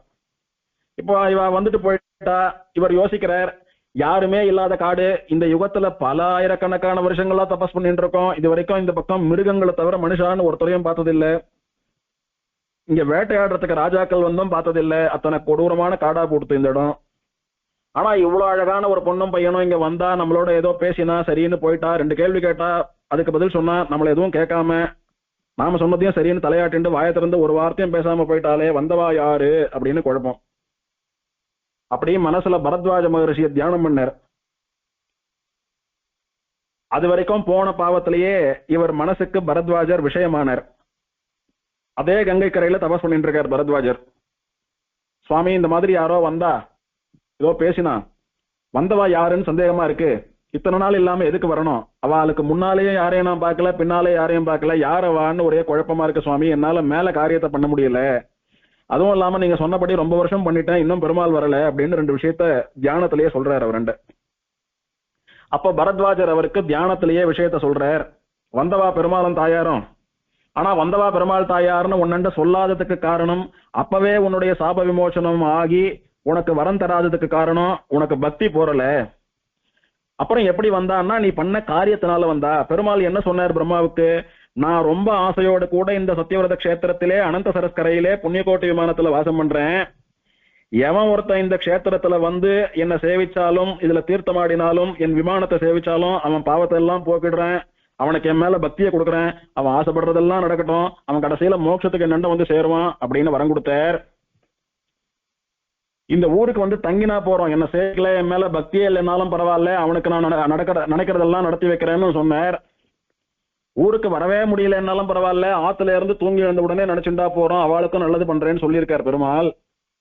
அந்த வார்த்தையை காப்பாத்தி நீ இத்தனை நாள் வந்து அனந்த சரஸ்ல தீர்த்தமாடி தபஸ் பண்ணிட்டு இருக்க பார், அந்த பலனா பெருமாள் வந்து உன்னண்ட பேசினார், அவ்வளவுதான் நீ பாக்கியம் பண்ணிருக்க, இப்போ பக்தியோடு கூட பண்ணேன்னா உன் காரியம் சீக்கிரம் சபலமாகும்னு பரத்வாஜர் தியானத்திலே சொல்ல, பக்தி இல்லாமல் வரட்டுத்தனமா இந்த காரியத்தை மிஷின் போல பண்ணதுக்காக பெருமாளை நோக்கி மன்னிப்பு கேட்டுட்டோ மானசீகமா இந்த ரிஷி நிறைந்த பக்தியோடு கூட பெருமாளை நோக்கி மகா விசுவாசத்தோடு கூட திரும்பவும் அதே காரியத்தை பண்ண ஆரம்பிச்சார். காயத்ரி மந்திர ஜபத்தோடு தபஸ் பண்ண ஆரம்பிச்சார். இப்போ பெருமாள் நிஜமாவே நேர வந்தார், வந்து பாவத்தை எல்லாம் போக்கிட்டார். போக்கிட்டு தேவகுருவா இருக்கக்கூடிய அந்த வரத்தை கொடுத்து புரட்டாசி சிரவணத்தன்னைக்கு வருஷா வருஷம் வந்து திருவாராதனம் பண்ணக்கூடிய வரத்தையும் கொடுத்தார். காரியம் ஆயிடுத்து. இதுல இருந்து என்ன தெரியுது, எந்த கர்மா பண்ணாலும் பக்தியோட பண்ணணும். நாம பண்ணக்கூடிய அனுஷ்டானங்கள் எல்லாம் பெருமாளுடைய கைங்கரியமா பண்றோம்னு உணர்ந்து பண்ணணும். எந்த அனுஷ்டானம் பண்ணாலும் அந்த அனுஷ்டானத்தினாலே சொல்லப்பட்ட பெருமாளை தியானம் பண்ணிட்டு பண்ணணும்ன்றது பிரதானம். இப்போ காயத்ரி ஜபம் பண்றோம், காயத்ரி ஜபம் எப்படி பண்ணணும்னு சொல்றதுக்கு நமக்கு தியேய சதா சவித்ரு மண்டல மத்தியவர்த்தி, சூரிய மண்டலத்துக்கு நடுவே சேவை சாதிக்கக்கூடிய சூரிய நாராயணனை தியானம் பண்ணி கொண்டு காயத்ரி ஜபம் பண்ணு. எதனால அந்த காயத்ரி அவ்வளவுதான் சொல்றது. காயத்ரி மந்திரம்னு இருக்கே, அது யார சுவாமி சொல்றது அப்படின்னா சூரிய மண்டல அந்தர்வர்த்தியா இருக்கக்கூடிய நாராயணன், சூரிய நாராயணன் பெருமாள் அவரை சொல்றது. அதனால அவரை நினைச்சுண்டு பண்ணியானா அந்த காயத்ரி மந்திரத்தினுடைய பலன் முழுசா கிடைக்கிறது. அது பெருமாளுக்கு மகிழ்ச்சி ஏற்படுத்துறது. குழந்தை நம்மள நினைச்சுட்டே சொல்லித்து சந்தோஷம் அப்படின்னு. திருமந்திர ஜபம் பண்றையா, திருமந்திர ஜபம் பண்றச்ச அந்த திருமந்திரத்தினாலே சொல்லப்படுபவனான நாராயணன் அவனை தியானம் பண்ணிட்டு சொல்லு அப்படின்னு அவனுக்கு ஒரு தியான ஸ்லோகம் உண்டு. அந்த தியான ஸ்லோகத்தின்படி அவனை தியானம் பண்ணிட்டு சொல்லு. துவய மந்திரத்தை சொல்றியா, திருப்பார்கடலிலே இருக்கக்கூடிய பெருமாள் அவனுடைய லட்சணங்கள் எல்லாம் சொல்லப்பட்டிருக்கு. அந்த தியான ஸ்லோகத்தை சொல்லி அவனை தியானம் பண்ணிட்டு சொல்லு. ஸ்ரீகிருஷ்ண சரம ஸ்லோகத்தை ஜபம் பண்றியா, அர்ஜுனனுக்கு தேர்தட்டுல கீதோபதேசம் பண்ணின கீதாச்சாரியனான பார்த்த சாரதி கண்ணன் பெருமானை தியானம் பண்ணி கொண்டு அவனை நினைச்சுண்டு பக்தியா ஜபம் பண்ணு, அவன் சந்தோஷப்படுறான்.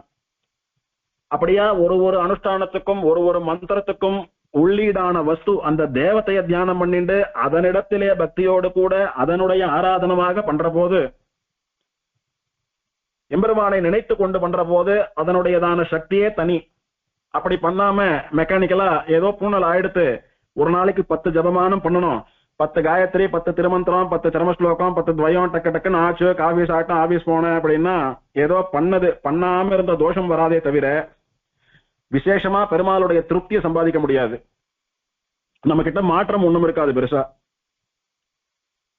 பண்ண வேண்டிய காரியத்தை பண்ணுட்டான், அதனால பண்ண வேண்டிய காரியத்தை பண்ணாத பாவம் வேணா வராம போலாம்.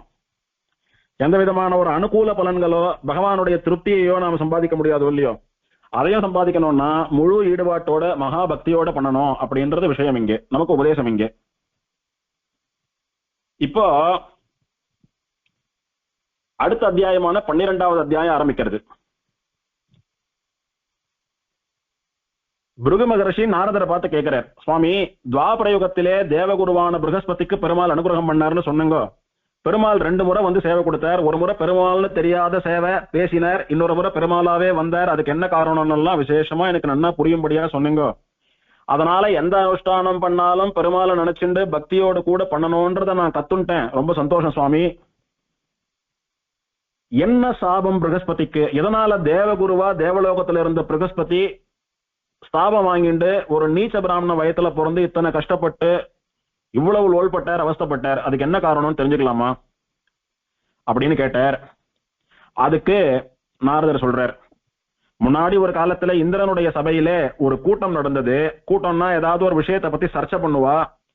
இது சரியா, அது சரியா, இது காரணமா, அது காரணமான்னு விவாதம் நடக்கும். அந்த மாதிரி இந்திரன் ஒரு சபையை கூட்டினா, பெரிய பெரிய மகர்ஷிகள் எல்லாம் சேர்ந்தா. அப்போ தேவ குருன்றபடினால அந்த ஆஸ்தானத்துக்கு ராஜகுருன்றபடினால இவர் தான் ஃபைனல் தீர்ப்பு சொல்லணும். அப்போ ஒரு விவாதம் வந்தது. ஒரு ரிஷிகளும் அவளுடைய பட்சத்தை எல்லாம் சொல்லி நியாயப்படுத்திட்டு வந்தா. கடைசியில இவர் தீர்ப்பு கொடுத்தார். அப்படி கொடுத்த தீர்ப்பு தப்பா இருந்ததுனால ரிஷிகள் எல்லாம் இவரை சபிச்சுட்டா. ஒரு தேவகுருவா தேவர்களுக்கெல்லாம் ராஜகுருவா வாத்தியாரா ஆச்சாரியனா இருந்துட்டு சரியான தீர்ப்பு கூட உங்களால தர முடியல. இவ்வளவு விஷயம் தெரிஞ்ச ரிஷிகள் நாங்கெல்லாம் சொல்லிட்டு இருக்கோம், எங்களுக்கு எதிர்த்து தீர்ப்பு தரங்களே, அது எப்படி சாஸ்திர சம்மதமா இல்லாமல் தீர்ப்பு தர்றது உங்களுக்கு எப்படி தகும்? ஆகையினாலே எந்த விசேஷ அதிகாரம் உங்களாண்ட இருக்குன்னு தர்மத்துக்கு புறம்பா எங்களையும் பகச்சுண்டு எங்களுக்கு எதிர்ப்பா தீர்ப்பு கொடுத்தீங்களோ அந்த சக்தியெல்லாம் உங்களை விட்டு போய் இப்பவே ஒரு நீச்ச பிராமணனுடைய வயத்துல பிறந்து கஷ்டத்தை எல்லாம் அனுபவிக்கணும்னு சாபம் வந்துடுத்து.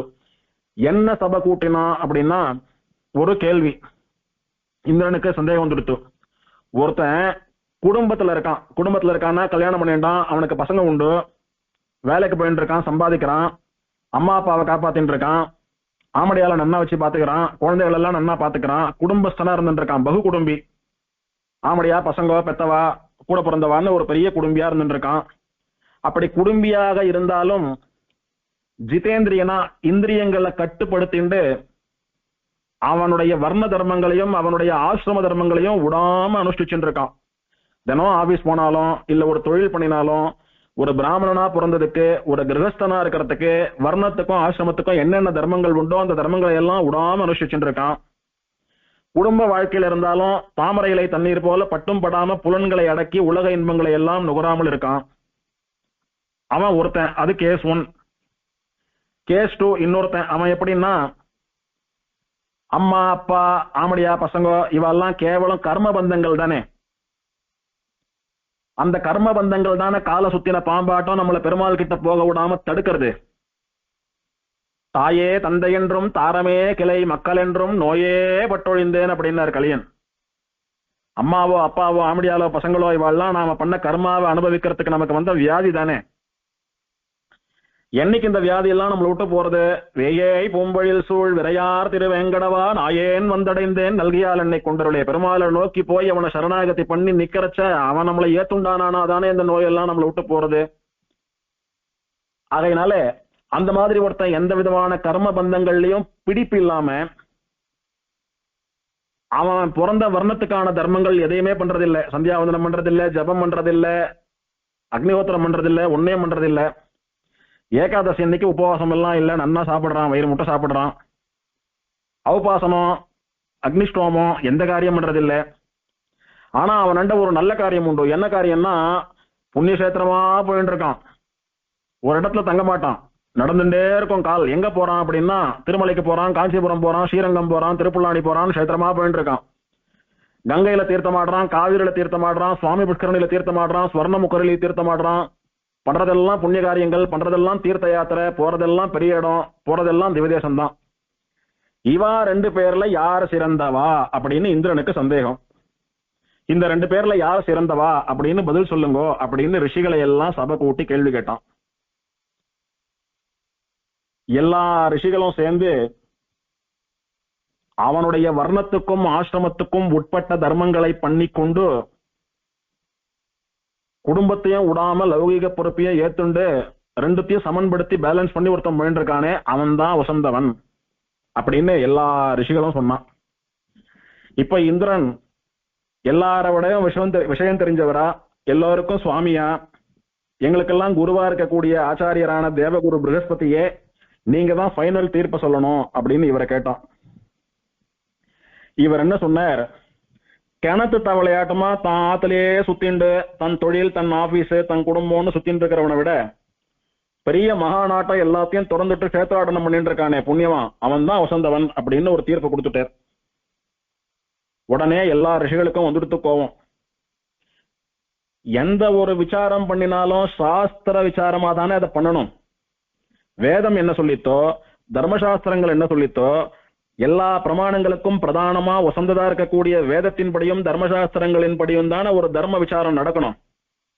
இப்ப இந்த மாதிரி சொல்லிருக்கீங்களே, இத வேதத்துல எங்க சொல்லிருக்கு, இல்ல தர்மசாஸ்திரத்துல எங்க சொல்லிருக்கு, எந்த வேத மந்திரத்தின்படி எந்த தர்மசாஸ்திர வாக்கியத்தின்படி இந்த தீர்ப்பு கொடுத்தீங்கன்னு புடிச்சுட்டா ப்ரஹஸ்பதி எல்லாரும் சேர்ந்து. அப்ப ப்ரஹஸ்பதி பார்த்தார், திருன்னு மூச்சார், என்னடா இப்படி வசமா மாட்டுண்டமேன்னு. அவரால் பதில் பேச முடியல. அதெல்லாம் கிடையாது, தேவகுரு ப்ரஹஸ்பதி நான் சொல்றதே ஃபைனல் தீர்ப்பு, எனக்கு மேல இங்க யாரும் அப்செக்ட் பண்ண முடியாது, நான் சொல்றதுதான் சரின்னு. இவாளுக்கு இன்னும் கோவம் வந்துடுத்து. எது எப்படியோ தெரிஞ்சோ தெரியாமையோ சாஸ்திர விருத்தமா உண்மைக்கு புறம்பா தப்பான ஒரு தீர்ப்பை சொல்லிட்டுங்க, போதாத குறைக்க அதிகார தோரணையில வேற பேசிட்டீங்க. ரிஷிகளான எங்களிடத்துல அபச்சாரப்படுறோமே, நாமளும் ஒரு ரிஷியா இருக்கிறபடினாலே தேவகுருவா இருக்கிறபடினாலே இவாளெல்லாம் துச்சமா நினைக்கிறோம் அப்படின்னு நினைச்ச மாதிரி நீங்க நடந்துட்டீங்க. நீங்க என்னதான் தேவகுருவா இருந்தாலும் ஒரு பெரிய ரிஷியா இருந்தாலும் கூட எங்களுக்கெல்லாம் தகுந்த மரியாதையை கொடுக்க வேணாமா? நாங்களும் ரிஷிகள் தானே. எங்களை அவமதிச்சுட்டீங்கோ, அதுக்கு காரணம் உங்களுடைய வரட்டு பதவி ஜம்பம்.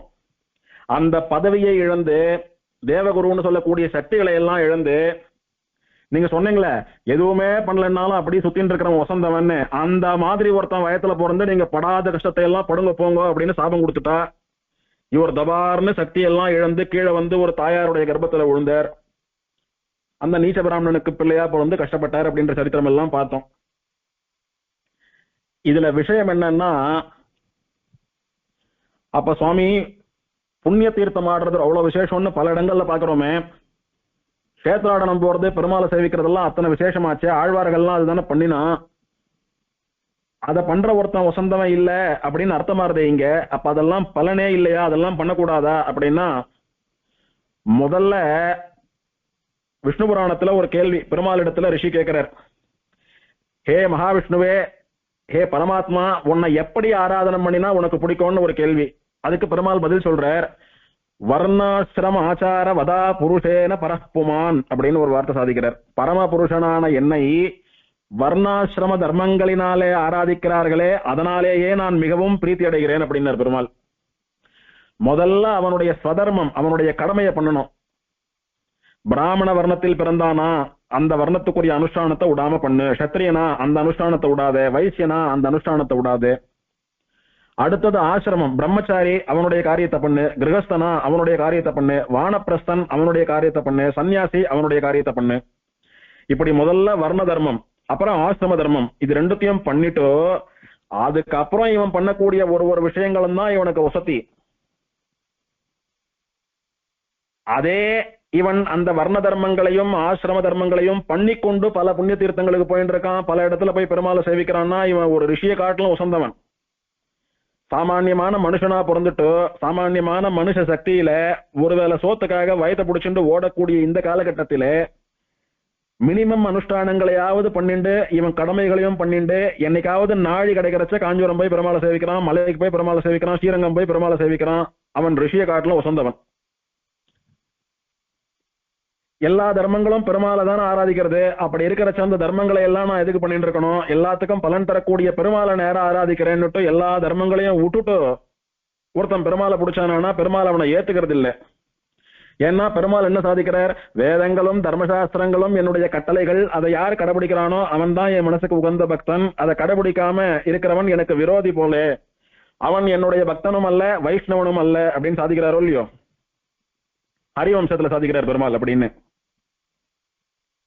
ஸ்ருதி ஸ்மிருதி மமைவாக்ஞா யஸ்தாம் உல்லங்கிய வர்த்ததே ஆக்ஞா சேதி மம துரோகி ந பக்தோபி ந வைஷ்ணவஹா.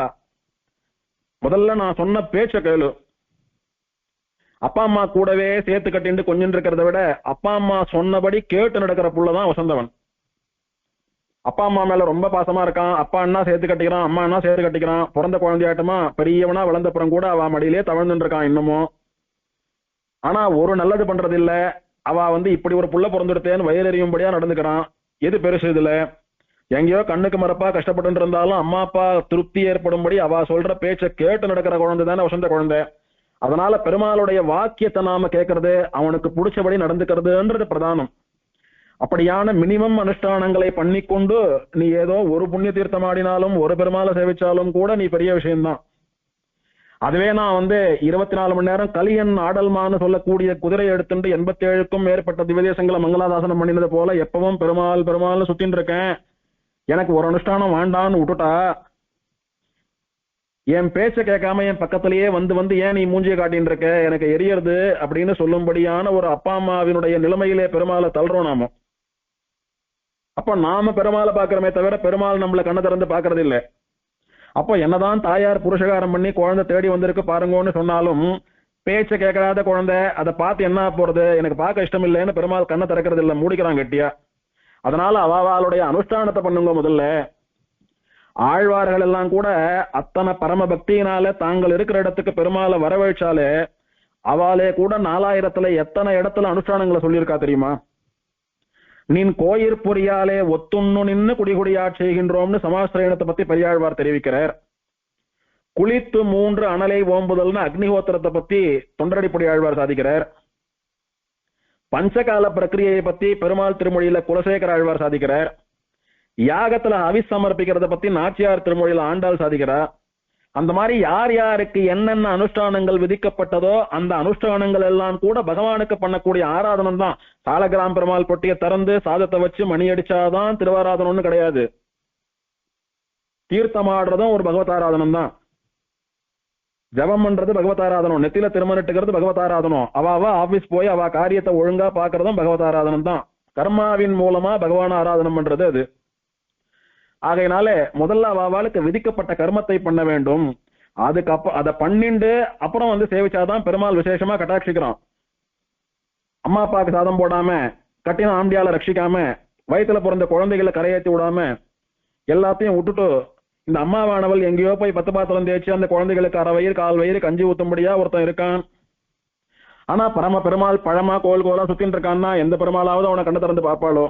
ஆகையினாலே அவனுடைய தர்மங்களை பண்ணிக்கொண்டு இப்படி இருக்கிறவன் தான் வசந்தவன் அப்படின்னு தான் சாஸ்திரங்கள் எல்லாம் சொல்றது. அதனாலதான் மகான்களான ஆச்சாரிய புருஷர்கள் எல்லாம் அந்த காலத்துல கஷேத்ராடனம் போறதா என்ன பண்ணுவான்னா, திருப்பு கூடலைன்னு பெருசா மாம்பழ கூடையாட்டமா ஒரு கூடை வச்சிருப்பா. அந்த கூடையில உலத்தின வஸ்திரம், நன்னா தோச்சி உலத்தின வஸ்திரம், சந்தியாவந்தனம் பண்ற சொம்பு, பெருமாள் பொட்டி, பெருமாள் திருவாராதனம் பண்ணக்கூடிய வட்டில்கள், அவ தலி பண்ணி சாப்பிடுற அடுக்கு பாத்திரம், அந்த மாதிரி என்னென்ன தேவையோ எல்லாத்தையும் வச்சு மூட்டை கட்டிட்டு தான் சஞ்சாரம் போவா. அந்தந்த வேலைக்கு பிராத சந்தியாவந்தனம், மாத்தியானிக்கம், ஜபம், சாயம் சந்தியாவந்தனம், ஔபாசனம், வைஸ்வதேவம், எந்தெந்த அனுஷ்டானம் எந்தெந்த சமயத்துல சொல்லப்பட்டிருக்கோ அதெல்லாம் சரியா பண்ணிட்டே தான் போவா. இப்ப காஞ்சிபுரத்துல இருந்து ஸ்ரீரங்கம் நடந்தே போனோம் அப்படின்னா ஒரு 5 நாள்ல போலாம் அப்படின்னா, இந்த மாதிரியான சுவாமிகள் போறான்னா 20 நாளாவது ஆகும். ஏன்னா அங்கங்க வேலைக்கு தீர்த்தம் ஆடிட்டு எல்லாத்தையும் பண்ணிட்டு வழியார அனுஷ்டானம் ஜபம் எல்லாம் பண்ணிட்டு போகணும். அப்படி இருக்கிறவா போய் சேவிச்சான்னா அது கதை வேற. நான் எல்லாத்தையும் விட்டுடுறேன், பெருமாளை மாத்திரம் சேவிக்கிறேன்னா பெருமாள் ஏத்துக்கிறது இல்லை. இந்த இடத்துல மகா வித்வானா சுவாமி தேசிகனை போல எழுந்தருள் இருந்த ஒரு ஆச்சாரியர் சமீபத்துல நாவல்பாக்கம் ஐயா தேவநாத தாத்தாச்சாரிய சுவாமி அப்படின்னு ஐயாவாத்த சுவாமி, எல்லாரும் கேள்விப்பட்டிருப்போம் அவரை பத்தி. அந்த மகான் அவரிடத்துல ஒரு சுவாமி, ஒரு பிராமணர் போய் சேவிச்சு ஒரு வார்த்தையை கேட்கிறார். சுவாமி, இந்த காலத்துல பேர் சொல்லும்படியான ஒரு பெரிய மகானா, ஒரு பெரிய ஆச்சாரிய புருஷரா, ஒரு ஆச்சாரியன்னா இப்படிதான் இருக்கணும்னு உதாரணமா சுவாமி தேசிக நாட்டமா இருக்கீங்க. தேவலை சேவிச்சா சுவாமி தேசிகனை சேவிச்சது போலன்னு சொல்றா எல்லாரும். ஆனா தேவரீர்கிட்ட எனக்கு ஒரு சின்ன வருத்தம் உண்டு சுவாமி. இப்பேற்பட்ட சுவாமியா இருக்கிற நீங்க கங்கா ஸ்நானம் பண்ணலையே அப்படின்னு எனக்கு ஒரு வருத்தம். நீங்க கங்கைக்கு போய் தீர்த்தம் ஆடிட்டு வரலையேன்னு எனக்கு ஒரு வருத்தம். இது உங்களண்டு இருக்கிற பக்தினால என் மனசுல பட்ட குறையா நான் விஞ்ஞாபிக்கிறேன் அப்படின்னு ஒருத்தர் சொன்னார். அவர் சுவாமி என்ற ரொம்ப பக்தி இருக்கக்கூடியவர். இவர் நிறைய இடத்துக்கு போயிட்டு வந்திருக்கார். அந்த மாதிரி சுவாமியை அழிச்சுட்டு போனோம், இல்ல சுவாமியும் அந்த மாதிரி போகணும்னு ஆசை இருக்கலாம் இவருக்கு, தப்பில்லை இவர் சொன்னதுல. அப்ப சுவாமி சாதிக்கிறார், ஒருத்தன் தான் என்னென்ன ஆச்சார அனுஷ்டானங்கள்லாம் பண்ணணும்னு சாஸ்திர சம்பிரதாயத்துல அவனுக்கு சொல்லப்பட்டிருக்கோ அதெல்லாம் பூரணமா பண்ணிண்டு அவன் இருக்கிற இடத்துல இருந்தாலுமே போறோம், கங்கை முதலான புண்ணிய தீர்த்தங்கள்ல தீர்த்தமாடின பலனெல்லாம் தானாவே கிடைச்சுடுறது அவனுக்கு அப்படின்னு ஆச்சரியமான ஒரு வார்த்தை சாதித்தார் சுவாமி. அதுக்காக சுவாமி கங்கைக்கு போக கூடாதுன்னு இல்ல, கங்கைக்கு போய் தீர்த்தமாடுறதை விட இது பிரதானம் அப்படின்றது அங்க தாத்பரியம். இப்ப சுவாமியினுடைய விஷயத்துல இது பர்சனலா எப்படின்னா, சுவாமிக்கு ஒரு 39 திருநட்சத்திரம் இருக்கும்போது சுவாமியினுடைய ஆச்சாரியர் பெருமாள் கோவில் சுவாமி அப்படின்னு நாவல்பாக்கம் பெரிய சுவாமி நிருசிம்ம தாத்தையாரிய மகாதேசிகன்னு எழுதியிருந்தார் சுவாமியினுடைய ஆச்சாரியர். அந்த சுவாமி தேவப்பெருமாள் கிட்ட ரொம்ப ஈடுபாடு. அதனால தினம் தேவப்பெருமாளை சேவிக்கணுன்றதுக்காக பல வருஷம் முன்னாடியே நாவல்பாக்கத்துல இருந்து காஞ்சிபுரத்துக்கு வந்து தென்னண்டமாட வீதியில ஒரு ஆத்த வாடகைக்கு வாங்கிட்டு தேவிகளோட கூட தினம் பெருமாள் திருவாராதனம் பண்ணிட்டு அங்க வந்து ஆசிரியக்கிறவாளுக்கெல்லாம் சமாஷனம், பரநியாசம், காலக்ஷேபம், சாஸ்திரம் எல்லாம் சொல்லிட்டு பெருமாள் கோவில் சுவாமின்ற பேரு, நாவல்பாக்கம் பெரிய சுவாமின்ற பேர் போய் பெருமாள் கோவில் சுவாமின்னே பேரா எடுத்தவருக்கு அங்கேயே தங்கிட்டார் சுவாமி. அப்போல்லாம் ஐயாவாத்த சுவாமி எந்தெந்த ஊர்ல வித்வத் சதஸ் நடக்கிறதோ, ஸ்ரீரங்கம், புதுக்கோட்டை, தஞ்சாவூர், மன்னார்குடி, திருவனந்தபுரம் எங்கெங்கெல்லாம் ஸ்ரீபாஷ்ய வித்வத் சதஸ் நடக்கிறதோ அங்கெல்லாம் போய் விஷயம் சொல்லிட்டு பெருமாள் எல்லாம் சேவிச்சுட்டுதான் இருந்தார். அவருக்கு ஒரு 40 திருநட்சத்திரம் இருக்கிறச்ச ஒரு முறை காஞ்சிபுரத்துக்கு ஆச்சாரியனை சேவிக்கிறதுக்காக போனார். அடிக்கடிக்கு ரெட்டமாட்ட வண்டி கட்டிட்டு போய் காஞ்சிபுரம் போய் ஆச்சாரியனை சேவிச்சுட்டு வர்றதுன்றது சுவாமிக்கு வழக்கம். பெருமாள் கோவில் சுவாமி உஞ்சவிருத்தி பண்ணக்கூடியவர். ஐயாவாத்த சுவாமிக்கு நிறைய கழனிகள், நிலப்புலன்கள் உண்டு. கழனில வயல்ல என்ன விவசாயமோ அதை வச்சுட்டு ஜீவனம் பண்ணிட்டு இருந்தார் சுவாமி. அதனால அரிசி என்னெல்லாம் விளையிறதோ அதெல்லாம் கொண்டு ஆச்சாரியனுக்கு போய் சமர்ப்பிக்கணும், ஆச்சாரியனை சேவிச்சுட்டு வரணும்னு போவார். ஆனா அந்த சுவாமி ரொம்ப ஏத்துக்க மாட்டார். ஏதோ 2 பழம், ஒரு காய் அது மட்டும் எடுத்துட்டு விட்டுருவாருன்னு வச்சுக்கலாம். அத்தனை வைராக்கியம் அந்த சுவாமிக்கு. அப்போ ஒரு முறை ஐயாவாத்த சுவாமிக்கு ஒரு 39 திருநட்சத்திரம் இருக்கிறச்ச ஆச்சாரியன் சாதிக்கிறார், ஒரு காலத்துல நாங்கெல்லாம் வாசிக்கிறதுக்கு ரொம்ப கஷ்டப்பட்டு தர்க்கம் வாசிக்கணும்னு இங்க போயிருக்கோம், வியாக்கரணம் வாசிக்கணும்னு அங்க போயிருக்கோம், சாஸ்திரம் வாசிக்கணும்னு இங்க போயிருக்கோம். எங்க போயிருக்கா? காசிக்கு நடந்தே போய் வாசிச்சார், மைசூருக்கு நடந்தே போய் வாசிச்சார், திருப்பதிக்கு நடந்தே போய் வாசிச்சா இஞ்சிமேட் ஐஷிங்கர், பெருமாள் கோவில் சுவாமி இவெல்லாம் நடந்தே அவ்வளவு தூரம் போனவா புத்தங்கோட்டக சுவாமி எல்லாம். காசிக்கு வாசிக்கலாம்னு போனா கொஞ்ச நாள் வாசிச்சுட்டு இருந்தா அங்க பிளேக் நோய் வந்து எல்லாரும் செத்து போயிட்டா. அதனால அங்க இருந்து உயிரை காப்பாத்திக்கணும்னு அங்க இருந்து வந்துட்டா. திரும்ப மைசூர் வரைக்கும் நடந்தே போய் வாசிச்சா, அப்புறம் திருப்பதி வரைக்கும் நடந்தே போய் வாசிச்சா. அப்படியெல்லாம் கஷ்டப்பட்டு சாஸ்திரம் வாசிச்சிருக்கோம் நாங்கெல்லாம். நாங்க பட்ட கஷ்டத்தை நீங்க படாதபடிக்கு நான் ஊர்லயே இருந்துட்டு எல்லா சாஸ்திரத்தையும் ஒரே இடத்துல நீங்கெல்லாம் ஆத்துல இருந்து வந்து கத்துக்க முடியாது நான் சொல்லி கொடுத்தேன் எல்லாருக்கும். இப்ப நான் தேவப்பெருமாள் அனுபவிச்சுட்டு இங்க இருக்கணும்ன்றதுக்காக காஞ்சிபுரம் வந்துட்டேன். இனிமேல் நாம் பட்ட கஷ்டத்தை நம்ம ஊருக்காரா ஒருத்தரும் படக்கூடாது. நீ இனிலேருந்து நாவல்பாக்கத்திலேயே நித்தியவாசம் பண்ணிட்டு வரவாளுக்கெல்லாம் சாஸ்திர சம்பிரதாயங்களை உபதேசம் பண்ணிட்டு காலக்ஷேபம் எல்லாம் சாய்ச்சுண்டு ஊரை விட்டு எங்கேயும் போகாம நாவல்பாக்கத்துக்கு ஐயாவத் சுவாமி ஆத்துக்கு போனா எல்லா வித்தியைகளும் கிடைச்சிடும், ஒரு யூனிவர்சிட்டி மாதிரி, அங்க போனா நமக்கு கிடைக்காத விஷயமே கிடையாது அப்படின்னு சொல்லும்படியா எல்லாருக்கும் பாடம் சொல்லிட்டு அங்கேயே இருக்கணும் அப்படின்னு ஆச்சாரிய நியமனம். அதுல இருந்து சுவாமி ஒரு 40 திருநட்சத்திரத்துல இருந்து வெளியூருக்கெல்லாம் போறதில்லை, எந்த சதசுக்கும் போறதில்லை, நாவல்பாக்கத்திலேயே நித்தியவாசம் அப்படின்னு ஒரு சங்கல்பமா எடுத்துட்டாரு. அது இடையில சுவாமி ஆச்சாரியன் எழுந்த வரைக்கும் காஞ்சிபுரத்துக்கு வந்து ஆச்சாரியனை சேவிச்சுட்டு உடனே திரும்பிடுவார். அதை மட்டும்தான் பண்ணிட்டு இருந்தார். இல்ல பக்கத்துல சோகத்தூர் அக்ரஹாரம், தையார் அக்ரஹாரம், அங்க ஏதான விசேஷம் சதஸ் அது மாதிரி ஏதான நடக்கிறது, இல்ல யாரான சன்னியாசிகள் வந்திருக்கா அவளை போய் சேவிக்கணும், அந்த மாதிரி ஏதான ஒரு சின்ன காரியம் இருந்தா போயிட்டு உடனே வந்துடுற மாதிரி இருந்தா நடந்து வருவார். அப்படிதான் போயிட்டு இருந்தார் சுவாமி. அதுதான் காரணம் அவர் எங்கேயும் போகாததுக்கு. அதுக்காக அவ்வளவு பெரிய சுவாமியா இருக்கிறவெல்லாம் கங்கைக்கு போக கூடாது, பெரிய சுவாமி கங்கைக்கு போறது தப்பு அப்படின்னு கிடையாது. இதுல இருந்து என்ன தெரியறதுன்னா, கங்கைக்கு போகாதேன்னு சொல்லல, தீர்த்த ஸ்நானம் பண்ணு, புண்ணியக்ஷேத்திர யாசனை போ, எல்லாம் பண்ணு.